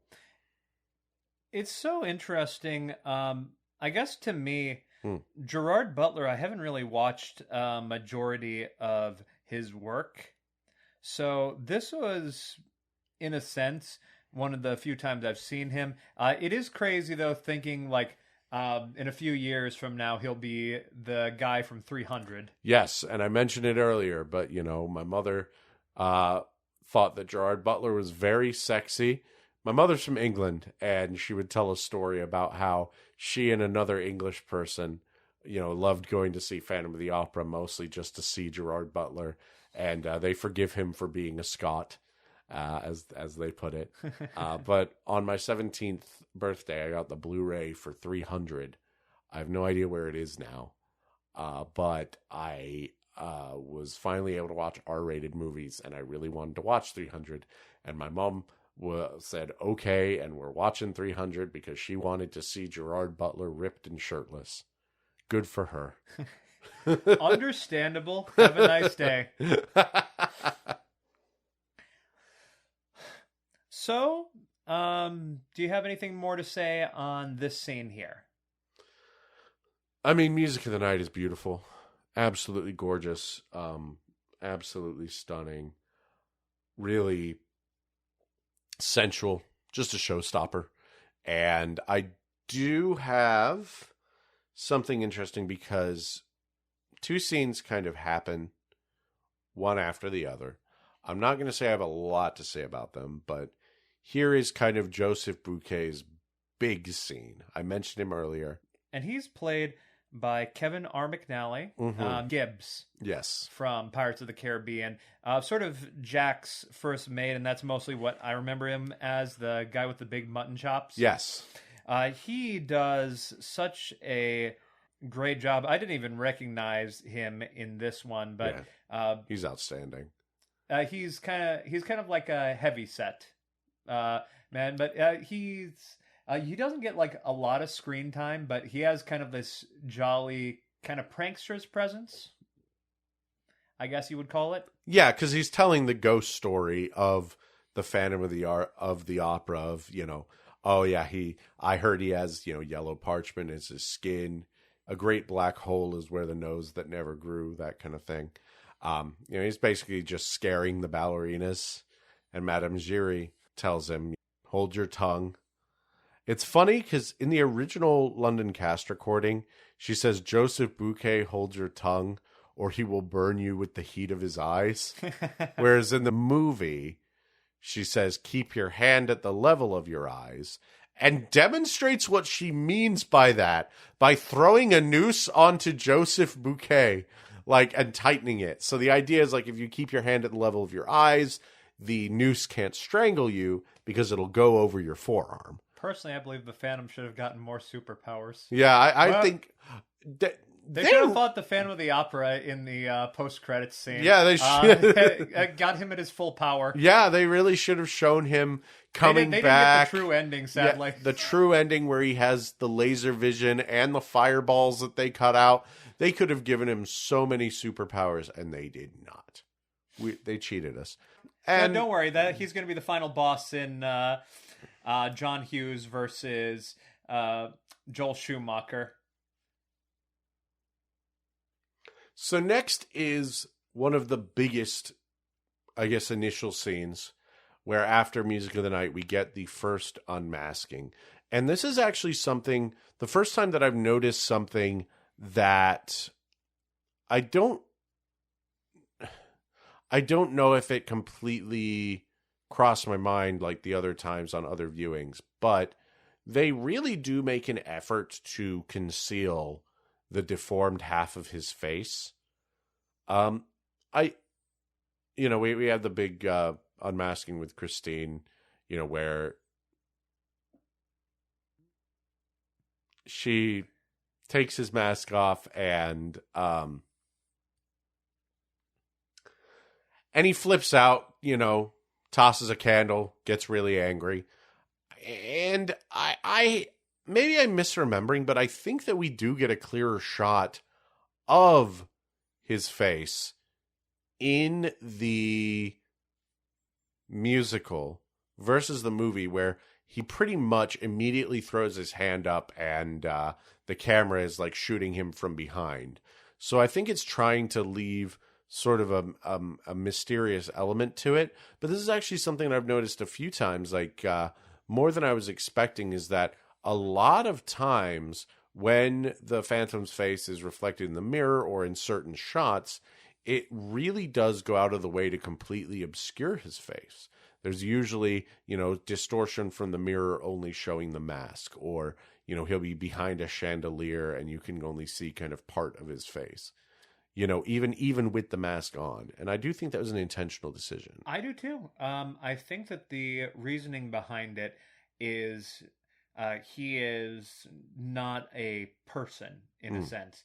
But when you see that scene, it is how Joel is presenting him is how the world sees him, not how Christine sees him. Christine gets to see the human element, so we get to see the human face when Christine is around him.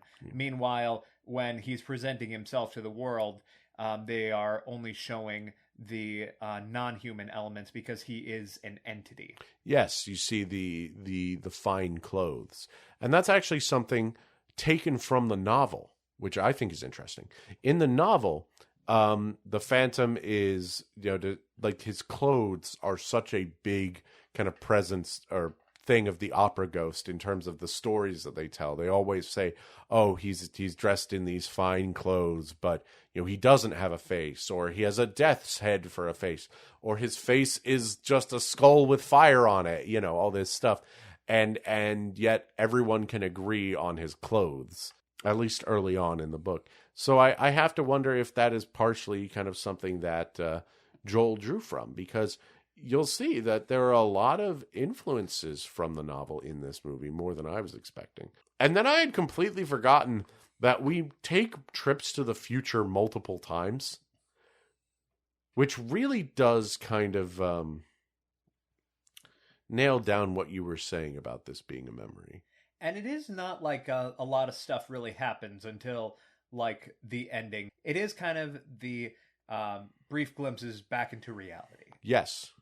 Sort of like how when you're daydreaming, occasionally you'll go back to what you're doing right now, where you're at, and then you'll go back to daydreaming. Exactly, and it's great because being in the opera house hall made Raoul remember the entire first act of the movie, of seeing Christine, of meeting her in the great hall and in her dressing room.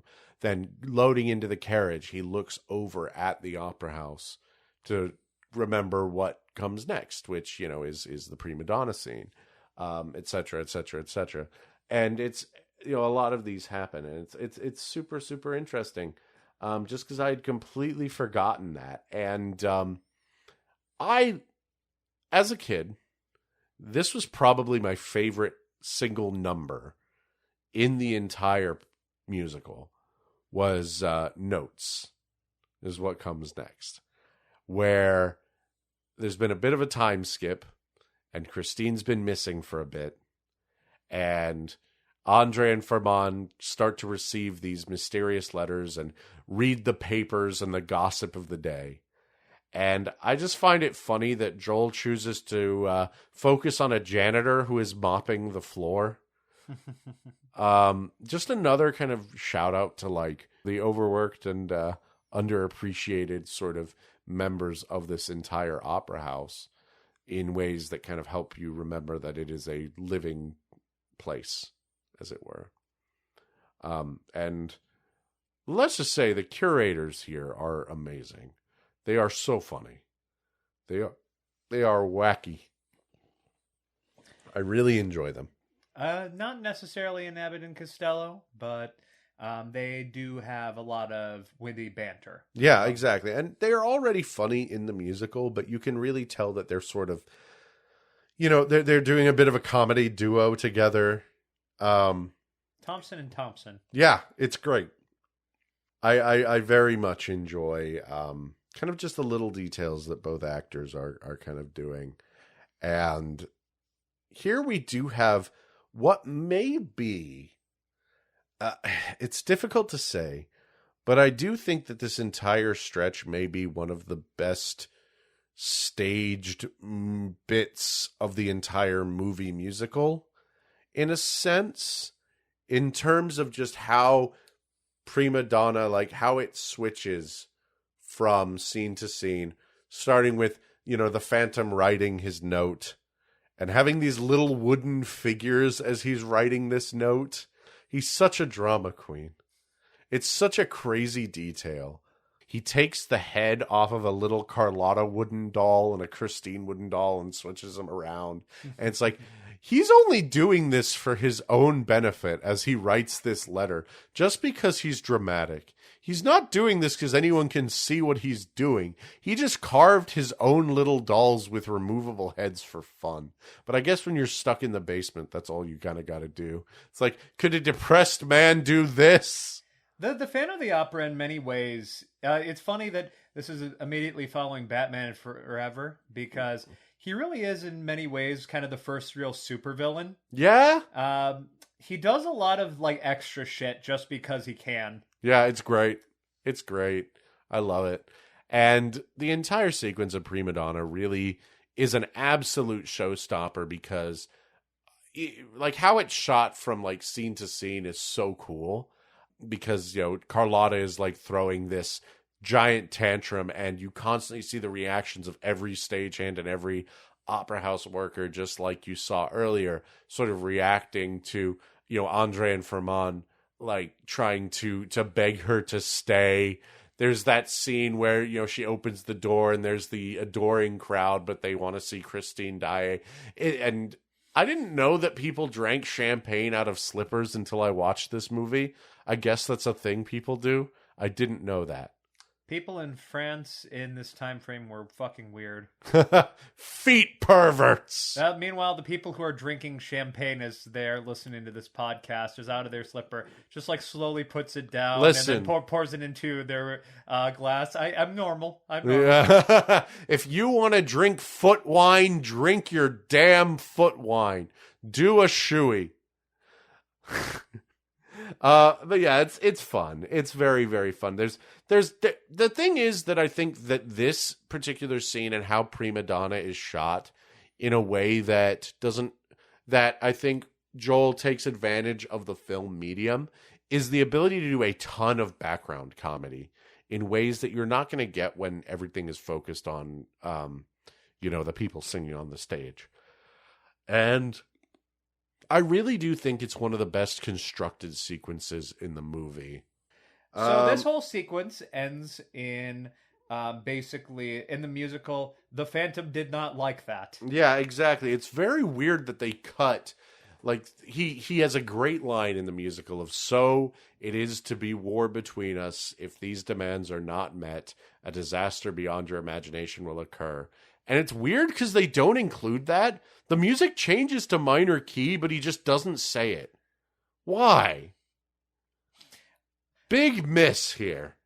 Big L. I'm sorry. I'm just finding it funny. But yes, basically, the Phantom is not happy that Carlotta was not recast. And so it's funny because I always wondered in the musical, there's a scene where Carlotta starts like singing her piece and then messes up and her voice croaks. And I always wondered like, how's this happening? Because I think like, I don't know. I think I always had it in my mind that like the Phantom was somehow throwing his voice because he was like a ventriloquist or a conjurer or a magician, you know, in his various backstories. I always thought he was originally conjuring his voice, but I think in the movie they imply that like he gives her some kind of throat spray that ruins her voice. Yeah, in the tea. Yeah, in the tea. Yeah, exactly. So that's kind of fun. Or tea or drink or whatever it was. Yeah, it's like the yeah. And basically, then we get a fully movie original scene, which I think is awesome. This is just a slasher scene. Are you talking about Bouquet's death? Yes, I'm talking about Bouquet's death. So this happens in the musical. I remember I love the abruptness of this moment in the musical because I swear what happens is the play goes on as normal, basically, in the musical. And then all of a sudden you see man hanging from the rafters. It's like, Jesus shit. Yeah, he just drops. It's awesome. As an audience member, you are seeing this ballet as the people who would have been watching this ballet. You know, you're experiencing it like as one of the people. After this, and this was just kind of, you know, the Phantom's way of getting his revenge on the play people for just going against his wishes. Yes. That this is kind of his big revenge here, this and what he does to Carlotta. Mm-hmm. But also, what we get after this, I believe, is All I Ask of You. Wonderful number. Oh, it's done wonderful. From the rooftop. Looks fucking gorgeous. Oh, it's absolutely beautiful. The snow in the background. The big angel statues. Thank you, Joel. I remember that they managed to translate that, I think, even better than they did on the musical stage. Mm-hmm. Because to me, like, they kind of have to awkwardly transition over to the Phantom just looking at everything here. In this case, they get to show the Phantom as he's viewing this whole number, but then he eventually gets on the angel statue. Yes, and it's so cool. And it's funny because like that entire sequence where Christine and Raoul are running up these stairs, you can tell Joel is very in love with this opera house, which I appreciate, and it is again great sense of place. And we immediately get Gerard Butler's version of All I Ask of You. Oh yes, the Phantom's version. Yeah, because he is brokenhearted and sad as he is slowly gonna plan his revenge for Act 2 of them in the musical form. Obviously, there's no intermission here, but the big thing at this point in the musical, the chandelier falls. Yes, in the musical at the end of Act 1, he drops the chandelier, and it is like the big show-stopping, okay, cut to Act 2, curtains fall moment.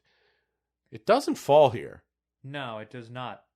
So you know how I alluded earlier that Lloyd Webber made a suggestion, a massive suggestion. This is it.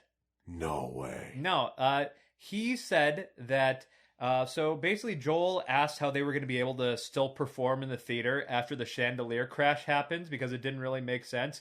So Andrew Lloyd Webber suggested that they move it to where it happens in the movie. No way. I always wondered about that. And that's great. That's really interesting because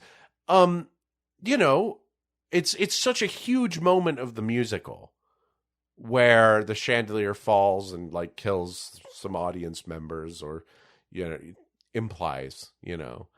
And I remember just being so confused because it just doesn't fall in the It doesn't fall during this musical. During number, this, but this it part. does happen at a later time. That was an Andrew Lloyd Webber call. Yes. What a crazy fact. How about that? We may not get an intermission, but we do get another flash forward here. Again, just kind of cutting back to the future to then take us back to the past. And it is funny because in this scene, because the chandelier doesn't fall, they do have to change the line of one of the songs where Andre and Ferman are kind of talking about, how much the new year is full of prospects. And they say, to a prosperous year and to our friends who are here. In the musical, they say to a prosperous year to a new chandelier. So they're toasting that they replaced the chandelier, whereas this is to our friends who are here. So I think that's funny. Because here we get Masquerade, which Masquerade is traditionally in pretty much every adaptation of Phantom one of the big ones. I mean, at least the ones that I know that have done the Masquerade, Paul. Every single version that I have ever seen, I think, was it in the music? Or was it in the book? It was in the book. So yeah, they even in like the 1920s version, like this is a massive part because this is really the moment where the Phantom steps out in front of everybody. Yes, and in the silent movie, this scene is colored. Like they manually colored this scene to make it Technicolor, and is like the only part of the whole movie which is otherwise in black and white. And it's not everything that's in color. It's specifically the Phantom, his suit. Yes. And it is so fucking cool. The Mask of the Red Death. So I have a stupid story here. Tell me. Do you know Gaia Online? Yes. So I was big on Gaia Online. Not big as in like popular or whatever. It's, whatever. I was huge on it. I role played a lot of it around this time. And I was a huge Phantom of the Opera fan. And I really wanted to make my avatar look like the Phantom of the Opera. And I remember like constantly making like suggestions, and I think a bunch of Phantom of the Opera fans got together, and we didn't really do like a petition or anything, but eventually there was a casino opening Gaia Online. For those who don't know, Gaia Online was a website where you could role play as an avatar, and there was a whole world, the world of Gaia Online, and it had in-game currency. It was all through a website. And you could use the in-game currency for various things like purchasing additional pieces for your avatar. And they opened a casino. And in that casino, you could use your in-game gold to gamble for tickets. Eventually, you could redeem those tickets for clothing items. And they added a clothing item that was the Mask of the Red Death as seen in the Masquerade scene of Phantom of the Opera 2004 with the item description, "Hide your face so the world can never find you." Oh. I'm responsible for that. And I never got the tickets to buy it because that shit was expensive. I'm so proud of you. But that is what I did. That is my claim to fame as a Phantom-obsessed middle schooler on Gaia Online. Holy crap, that is funny. And this scene is great. You know, middle school me loved this scene. Oh, man, this version of Masquerade. Oh, yeah. Beautiful. If you actually looked at the trailer, which I did for this, I think the song that they chose to really like focus on as kind of like a big show-stopping scene to show that this is a musical was Masquerade. And you can understand why. You were talking about how Joel really loved his crowd scenes. Like, this is a big crowd scene because they get like the entire cast basically all doing like a sequence dance around this. This is probably maybe the biggest number in many ways for this whole picture. Not necessarily the most popular, just, you know, the largest in scale. Yeah, galas, excess. It is Joel, allowed to just go a little bit nuts. If I have one critique of this scene, it is not necessarily the scene itself. But as I mentioned, a lot of lines are spoken for no reason. And this is a big one. Raoul and Christine are off to the side talking about their secret engagement. And that is a scene that is sung in the musical. And for no real reason, it's changed to a speaking scene here where they think, because it doesn't make sense because it's meant to be to the tune of Think of Me, which is thematically appropriate. It's where it's changed to think of it a secret engagement, to, look your future bride. And it's weird because it's like, it's not like they couldn't sing these lines. They just decided to be like, but why is it secret? What have we to hide?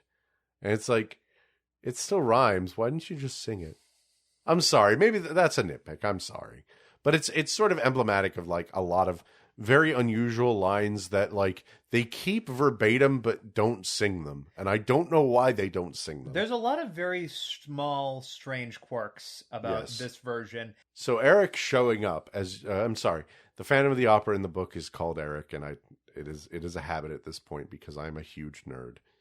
But the Phantom shows up. Masquerade Phantom is him at his most drip. Yes. The red, the black, the cool mask. The WWE wrestler Undertaker stole this mask and could not make it work. Not as good as the Phantom could. I apologize, sir. Definitely not. Definitely not. Oh, by the way, fun little connection, I guess, to the last movie that we did.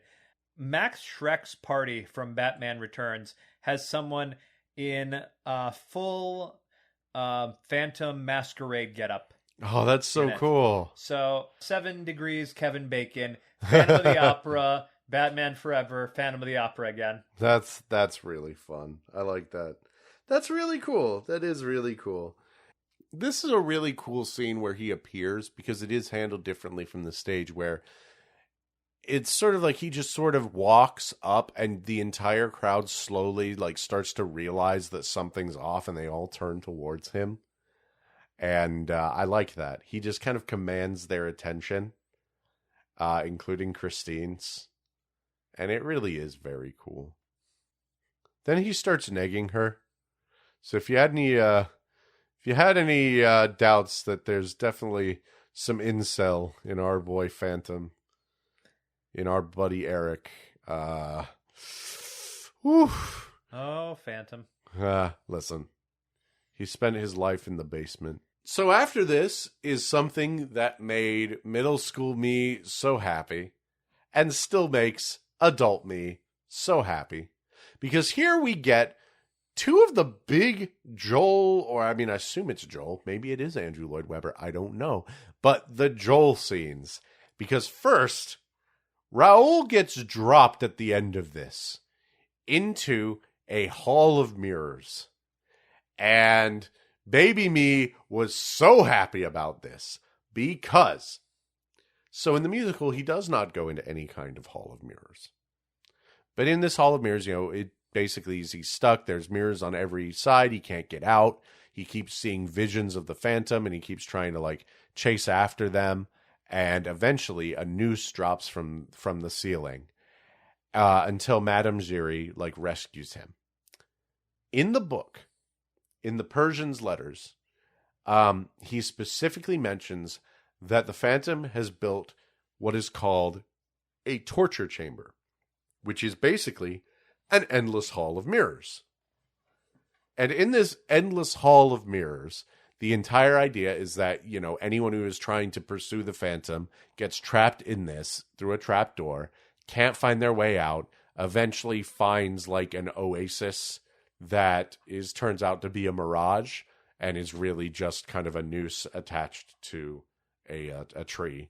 And it's basically you're trapped here forever. You might as well kill yourself. And that is a direct reference. This movie is directly taking from the book rather than the musical. And it further takes from the book because this is when we learn the Phantom's backstory through Madame Giry after she rescues Raoul. It is insane to me. So as a kid, I remember explicitly being told the Phantom's deal was that he was a musician or an opera playwright who was scarred and just began to live under the opera house after that. Mm-hmm. And when I watched this musical movie, when I watched the musical and they didn't mention the backstory, I was like, huh. And then, then I watched the movie and then I see this carnival freak backstory. It just completely threw me for a loop. So at this point in the movie, we actually paused and I talked about it with you. You told me that this carnival backstory was completely in the book, and then the silent version of the movie introduced the idea that he was a normal person that got scarred and then began living underneath the opera house. That is completely correct. And yeah, absolutely. It is fully from the book, and it's, I believe, explored in the epilogue of the book. And yeah, the whole fire in the opera house that distorts his face is from the silent version of the movie. And I remember I was in art class in high school making a relief. We were making masks or bas reliefs of what we wanted to make. And I decided, well, I'm going to make the Phantom of the Opera. I made him out of paper mache, but I made the mask for him as well as scarred up one side of his face. And my art teacher must have been a big fan of the Lon Chaney version, because she was talking about that very scene of well, you need to make it look like he got burned because he got burned while conducting in the opera house. And I'm like, I'm not going to argue with you, art teacher, because this wouldn't look anywhere near as good without your input. So if you want to make this Lon Chaney Phantom, you will make this Lon Chaney Phantom with me. But yeah, that's kind of funny is that's actually, before I had even seen the silent version, that's how I learned that was Lon Chaney's Phantom's backstory. So, yeah, isn't that funny? We have all these different kind of elements, and people don't realize, no, this is from the book. So. And I think that most people don't even know that was, the Phantom story. Because, even pop culture depictions, I think... they reference the Lon Chaney version. I mean, look at Phantom of the Paradise, where he is scarred in a record press, kind of the same thing. Even The Simpsons has a joke on Phantom of the Opera. Yeah, with one of the future episodes, one of the kids, Martin, when he gets older. They said that he disappeared in a fire, but it's revealed that he's living underneath the school. and they show literally just the Phantom of the Opera's lair. That's really, really funny. That was always insane to me. They do go into this whole thing. Yeah, he was just always a disfigured kid. Yep. He was horribly treated. Madame Geary took him to the opera house, found him a spot to hide away, which is where he's been living since then. Yeah, and a lot of this is kind of an amalgamation. Like, I believe a bit of that is from the book. You know, Madame Geary always did have some sort of connection with the Phantom, but in the book, I believe it's not quite so intimate. Like, I think that is invented for the movie. But it does a very good job in playing with how she is in the musical, where she is much more involved with the Phantom, because in the book she's just kind of an usher basically. So it's kind of funny to kind of juggle all of this and see this interesting amalgamation that I have no doubt some people were very mad about. You know, I'm sure we'll be able to find people like, well, why is it doing it like this? This is a terrible betrayal of the musical. And it's like, no. Andrew Lloyd Webber would never have approved of this. Meanwhile, Android Lloyd Webber looking at this, yeah, that's cool. Yeah, that's cool. That's cool. Yep, that's pretty good.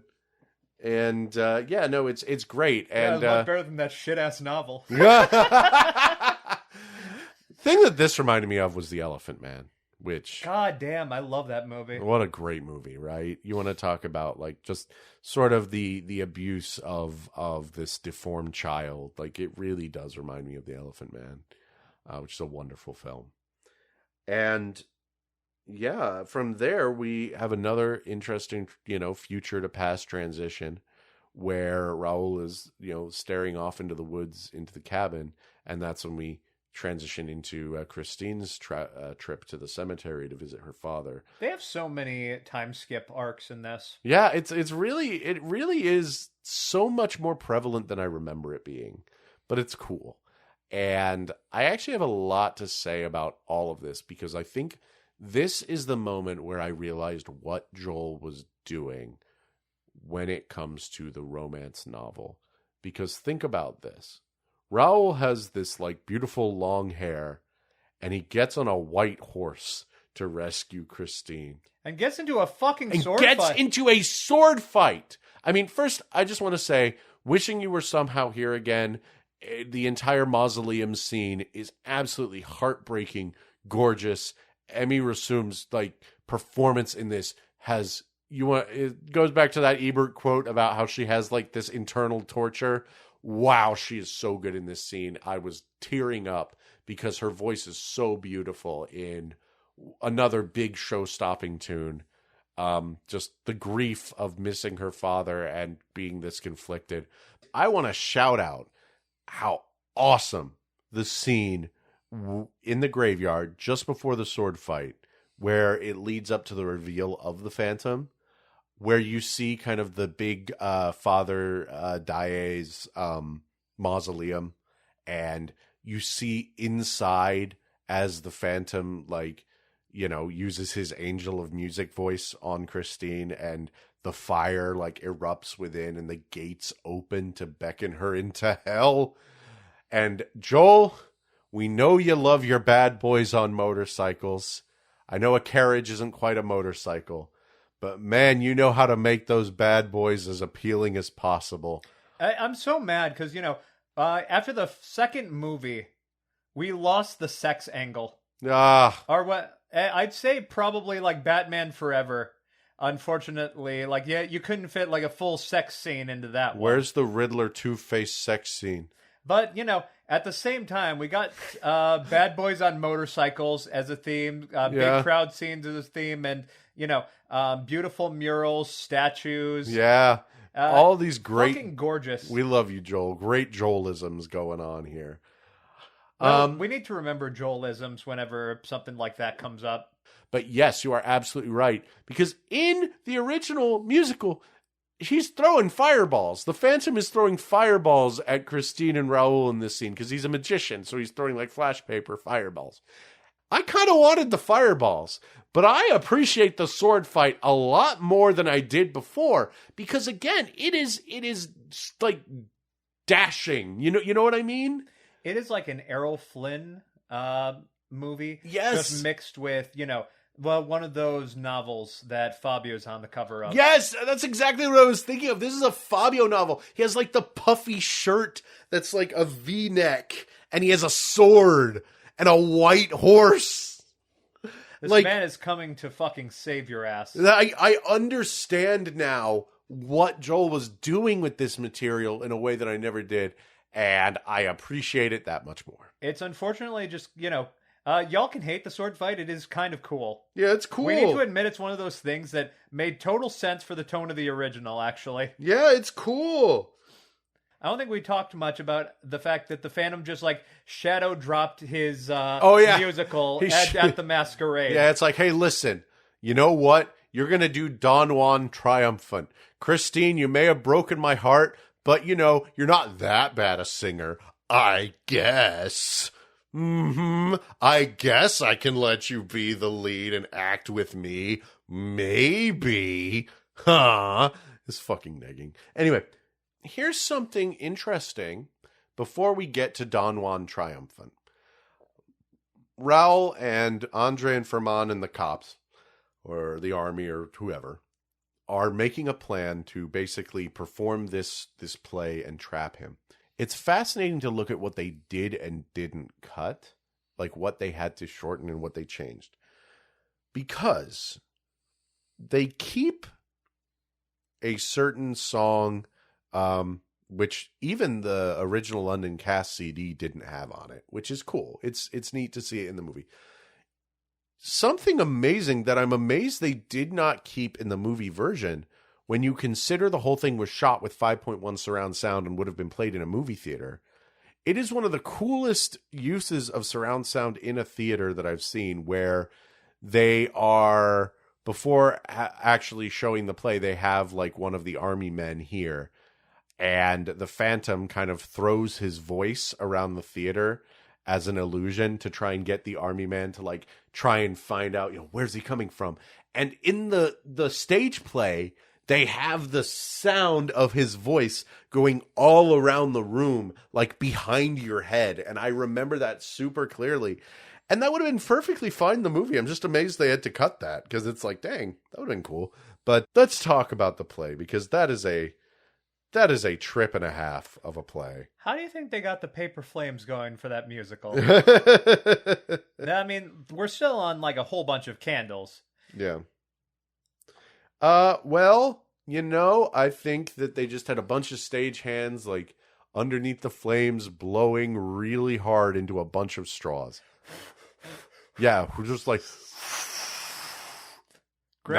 Great work. No. I don't know why this was the Phantom's request. Yeah, no, this is very much a one of those memory, fantastical elements we're just gonna have to accept. Yes. And it's cool as fuck. So there you go.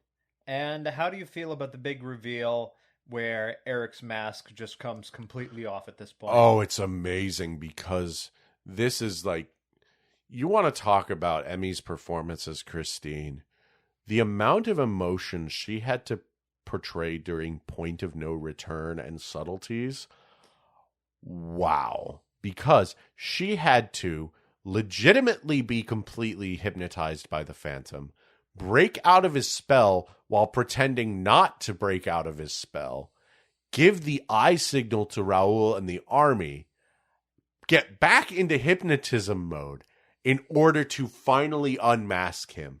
And oh my god, yeah. They go to literally an old school horror shot right as they take the mask off, so you see a zoomed in version of his face while everybody just screams. Yes, it is. Holy straight hell. up, beautiful scene, straight up out of the silent film, straight up out of Lon Chaney Phantom, right there.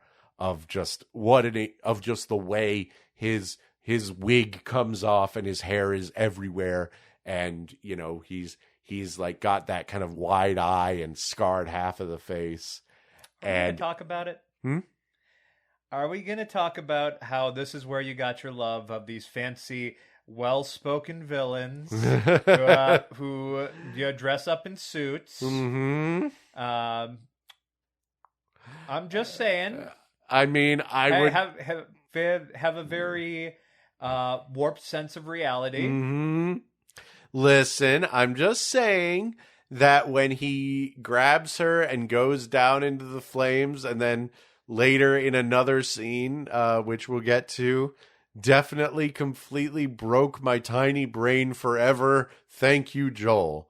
Because first I want to say, I think it is so cool how, he plunges through kind of the trap door into the basement, into the catacombs, and pulls her down the spiral staircase in a complete inversion of how it was in Phantom of the Opera, the Phantom of the Opera scene, because it is now rough and like discordant, as he is basically, instead of luring her down there, he is pulling her down there. And that's when we get, eventually, Raoul goes to go after and save her. And I would say that the future scene is what really broke my brain forever, because I mean, you can't tell me seeing this like wet and sad fancy man just, dramatically, monologuing and waving his arms around didn't rewire my brain chemistry just a little bit. I showed you Hannibal episode 1 literally right before this, and you were definitely into it. Oh, yes. But I'm telling you, like, reminding you of Eric fucking transformed you again into just like a crying mess. It transformed you into just like a mess. Oh my God, absolutely. He is so pathetic. He is so desperate. And just before Christine unmasks him, I just love the look on her face where it's like, well, sort of feeling terrible that she has to do this. And that is what's so interesting about the Phantom, and what really kind of just got me as a kid was just, he's so pathetic. I love him. I mean, he's terrible, but I very much enjoy him. And that's kind of the fun part. Every time I watch or, see any version of Phantom of the Opera or rewatch the musical, I get something new out of it, and it's fun. I hope that continues for the rest of my life, because I enjoy it. Also, in this one, the Phantom has saw traps. He put Raoul in a saw trap. Honestly, given the fact they removed some of his magician stuff, I feel like this is kind of like a nice compromise. Yeah. Like, maybe he doesn't have magician stuff, but he's like kind of a weird inventor in this version, I guess. Yeah. I have here, he is an inventor in the book too. So again, thank you, Joel. I have here in my notes, I would have loved audio commentary for the scene where he tried to cheese grate Raoul. Because he tries to cheese grate Raoul. Oh, Joel's going to say, oh, I love this scene. I love this scene. I've always wanted to change Patrick Wilson into several tiny cubes. That's what Joel Schumacher said. He's always saying this. He's always saying this. If they had let me do one more movie with Patrick Wilson, I can't promise that I wouldn't have turned him into cubes. Have you ever seen Cube 2 Hypercube? I would have made Cube 3 extremely Hypercube. Why didn't they let me make Cube 3? Joel Schumacher. He said this. I'm sorry. Stupid bit. But I think we should head towards the finale. The finale that broke me and changed me forever? Yes. Listen, you can't tell me Gerard Butler delivering the line, "A mother's fear and loathing, a mask my first unfeeling scrap of clothing, and not expect me to cry my eyes out. I was baby. But then you give me Raoul and the Phantom fighting over Christine, and Raoul is so wet and so sad and tied to the cheese grater. The other cheese grater. There's a second cheese grater. But no, the Phantom has a lot of cheese grater based grater-based offense. Yeah, I wonder if Christine should have asked him this. Like, why do you have so many cheese graters back here? Yeah, and I put so basically, this is the scene. There's just the dramatics of it, the wide shot of Gerard Butler, his like deformed face and straggly hair, standing in the water, like begging basically to not be left alone, but at the same time knowing that he has to let Christine go. And again, my feelings about all of this change with each adaptation, with each way every character plays it. But it's not your look, it's your heart. Yes. That part just fucking hell. Hit me. It's so wonderful because it's kind of like a perfect kind of encapsulation of, Eric the Phantom's problem. Yeah. What makes him truly, like, I guess, a villain, but also a sympathetic kind of villain. He doesn't realize just how bad of a person he really is. Exactly, and how deep down into darkness he really fell until the very end. But being, like, forgiven here, Yes. in a sense, given, like, a kiss just fucking breaks him. And he realizes, it's the, affection, that he's been basically masking through this kind of childish drama. And so, he lets them go. And then we get a very, heartbreaking scene. The scene of him with the music box broke me just as hard as it did whenever I was a kid, of him just plaintively, like, singing Masquerade and saying, hide your face so the world can never find you. And Christine, I love you. And just hearing Raoul and Christine in the distance. And then we get a very big deviation from a finale, or at least something of a deviation from the musical. And I think this is probably one of the most fascinating changes to the entire movie. Because in this, and I love this scene in the movie. It's cool as hell. Where as the mob is closing in on him, ready to kill him, and the music is swelling, and he shatters every mirror in the entire hideout to the beat of the songs too, until he just like shatters the giant mirror and walks through it into the darkness. In the musical, before the mob gets here and after kind of his plaintive, the sadness part, he wraps himself in his cloak and disappears, his last trick, leaving only the mask behind. And there's just this plaintive final note that sort of hangs in the air, and it is a haunting, such a bittersweet finale. In the film, he kind of disappears into his mirror lair. In the deleted scene, by the way, with the original song, I believe this is where they would show his Christine shrine, but I'm glad they cut that. I think it's just cool that he disappears into a secret tunnel. Yeah. I think that's cool. I love the scene with all the shattering mirrors, especially after everything.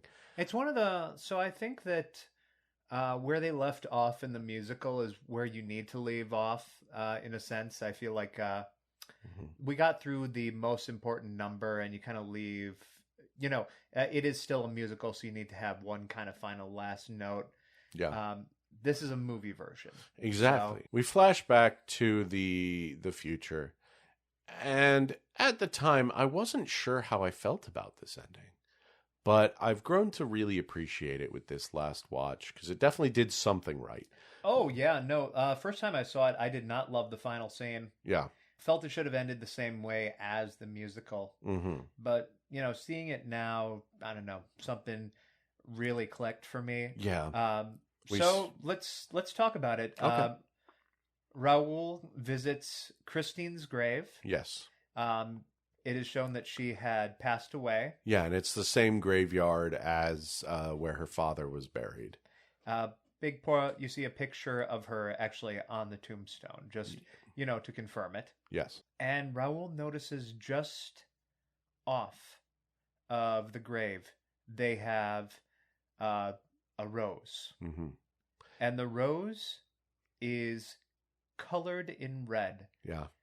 In order to represent the fact that, the fantastical, the fantasy has crossed over into the real life. Yeah, exactly. And it's a reminder that the Phantom is real and he is still here. Yeah. And, it's one of those things where I wasn't sure how I felt about it at the time. As a kid, I was happy because it's like, yay, definitive answer, and then growing up, I'm like, well, I don't know, should we have any kind of, and I don't think it is actually a definitive answer. I don't think it needs to be a definitive answer. I think that there's an implication, of course. Yes, it doesn't say it for It sure. doesn't say, oh, the Phantom's here. It doesn't show him leaving it or anything. It's just like, here's a rose. And elderly Raoul looks over it and is just like, oh, and fucking broke me by the time that, the fade to black and then just directed by Joel Schumacher. right? Oh my, I don't know what the hell was up with that, but something about it made us both just make this like strangled sob. What did they do? How did they do that? I think, I felt like was in many ways, this could have been like the finale.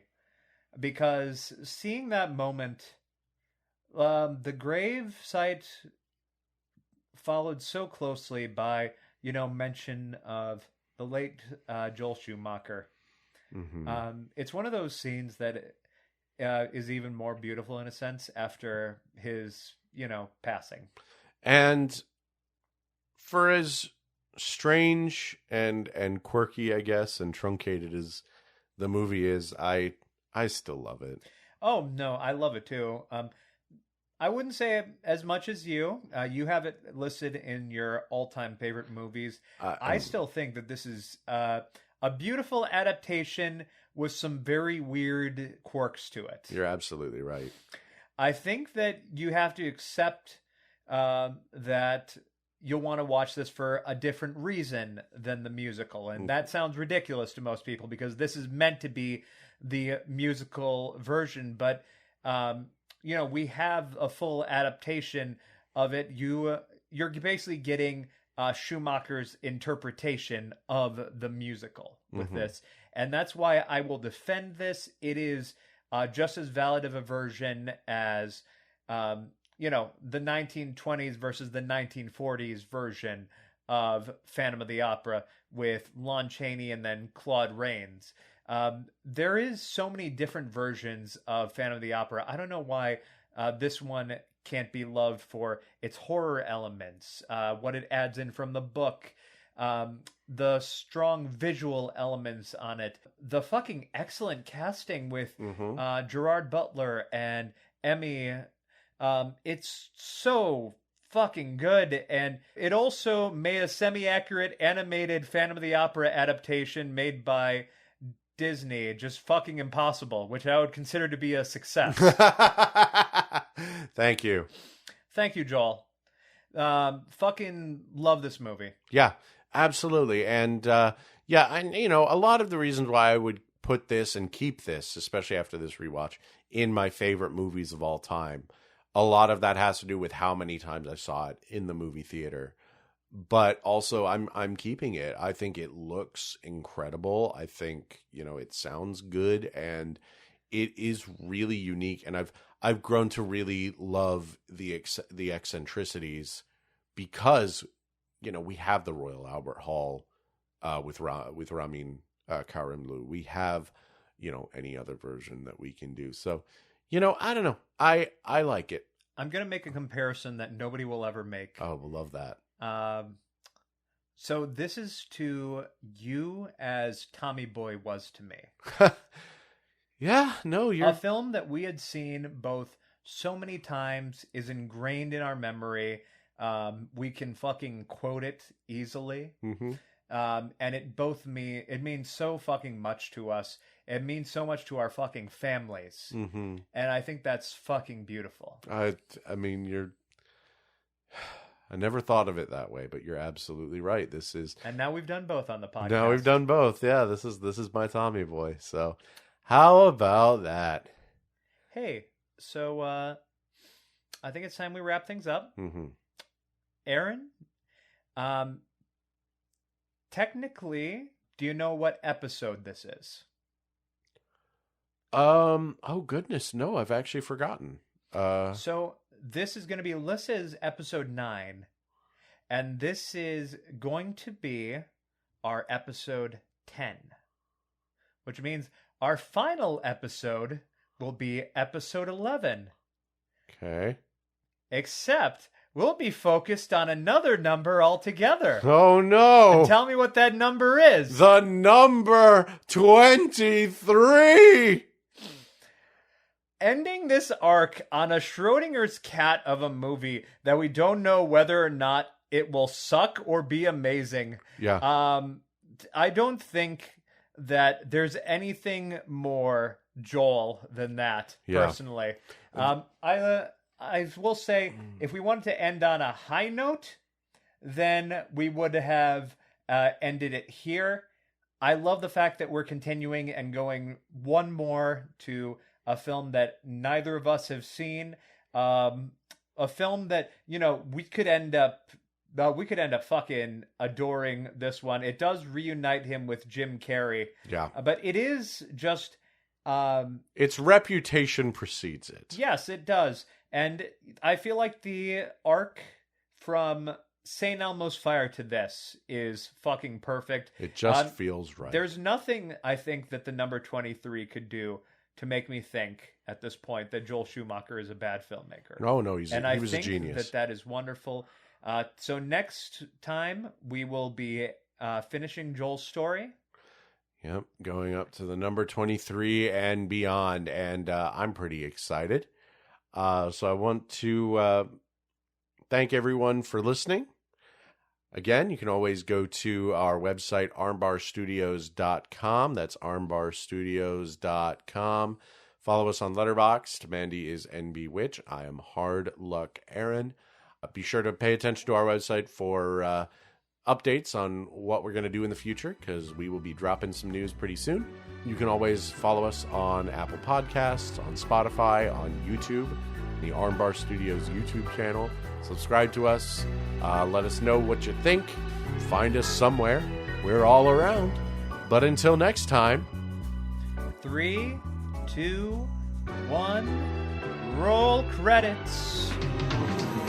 Not quite perished, my lady love. Although some days I wish I had.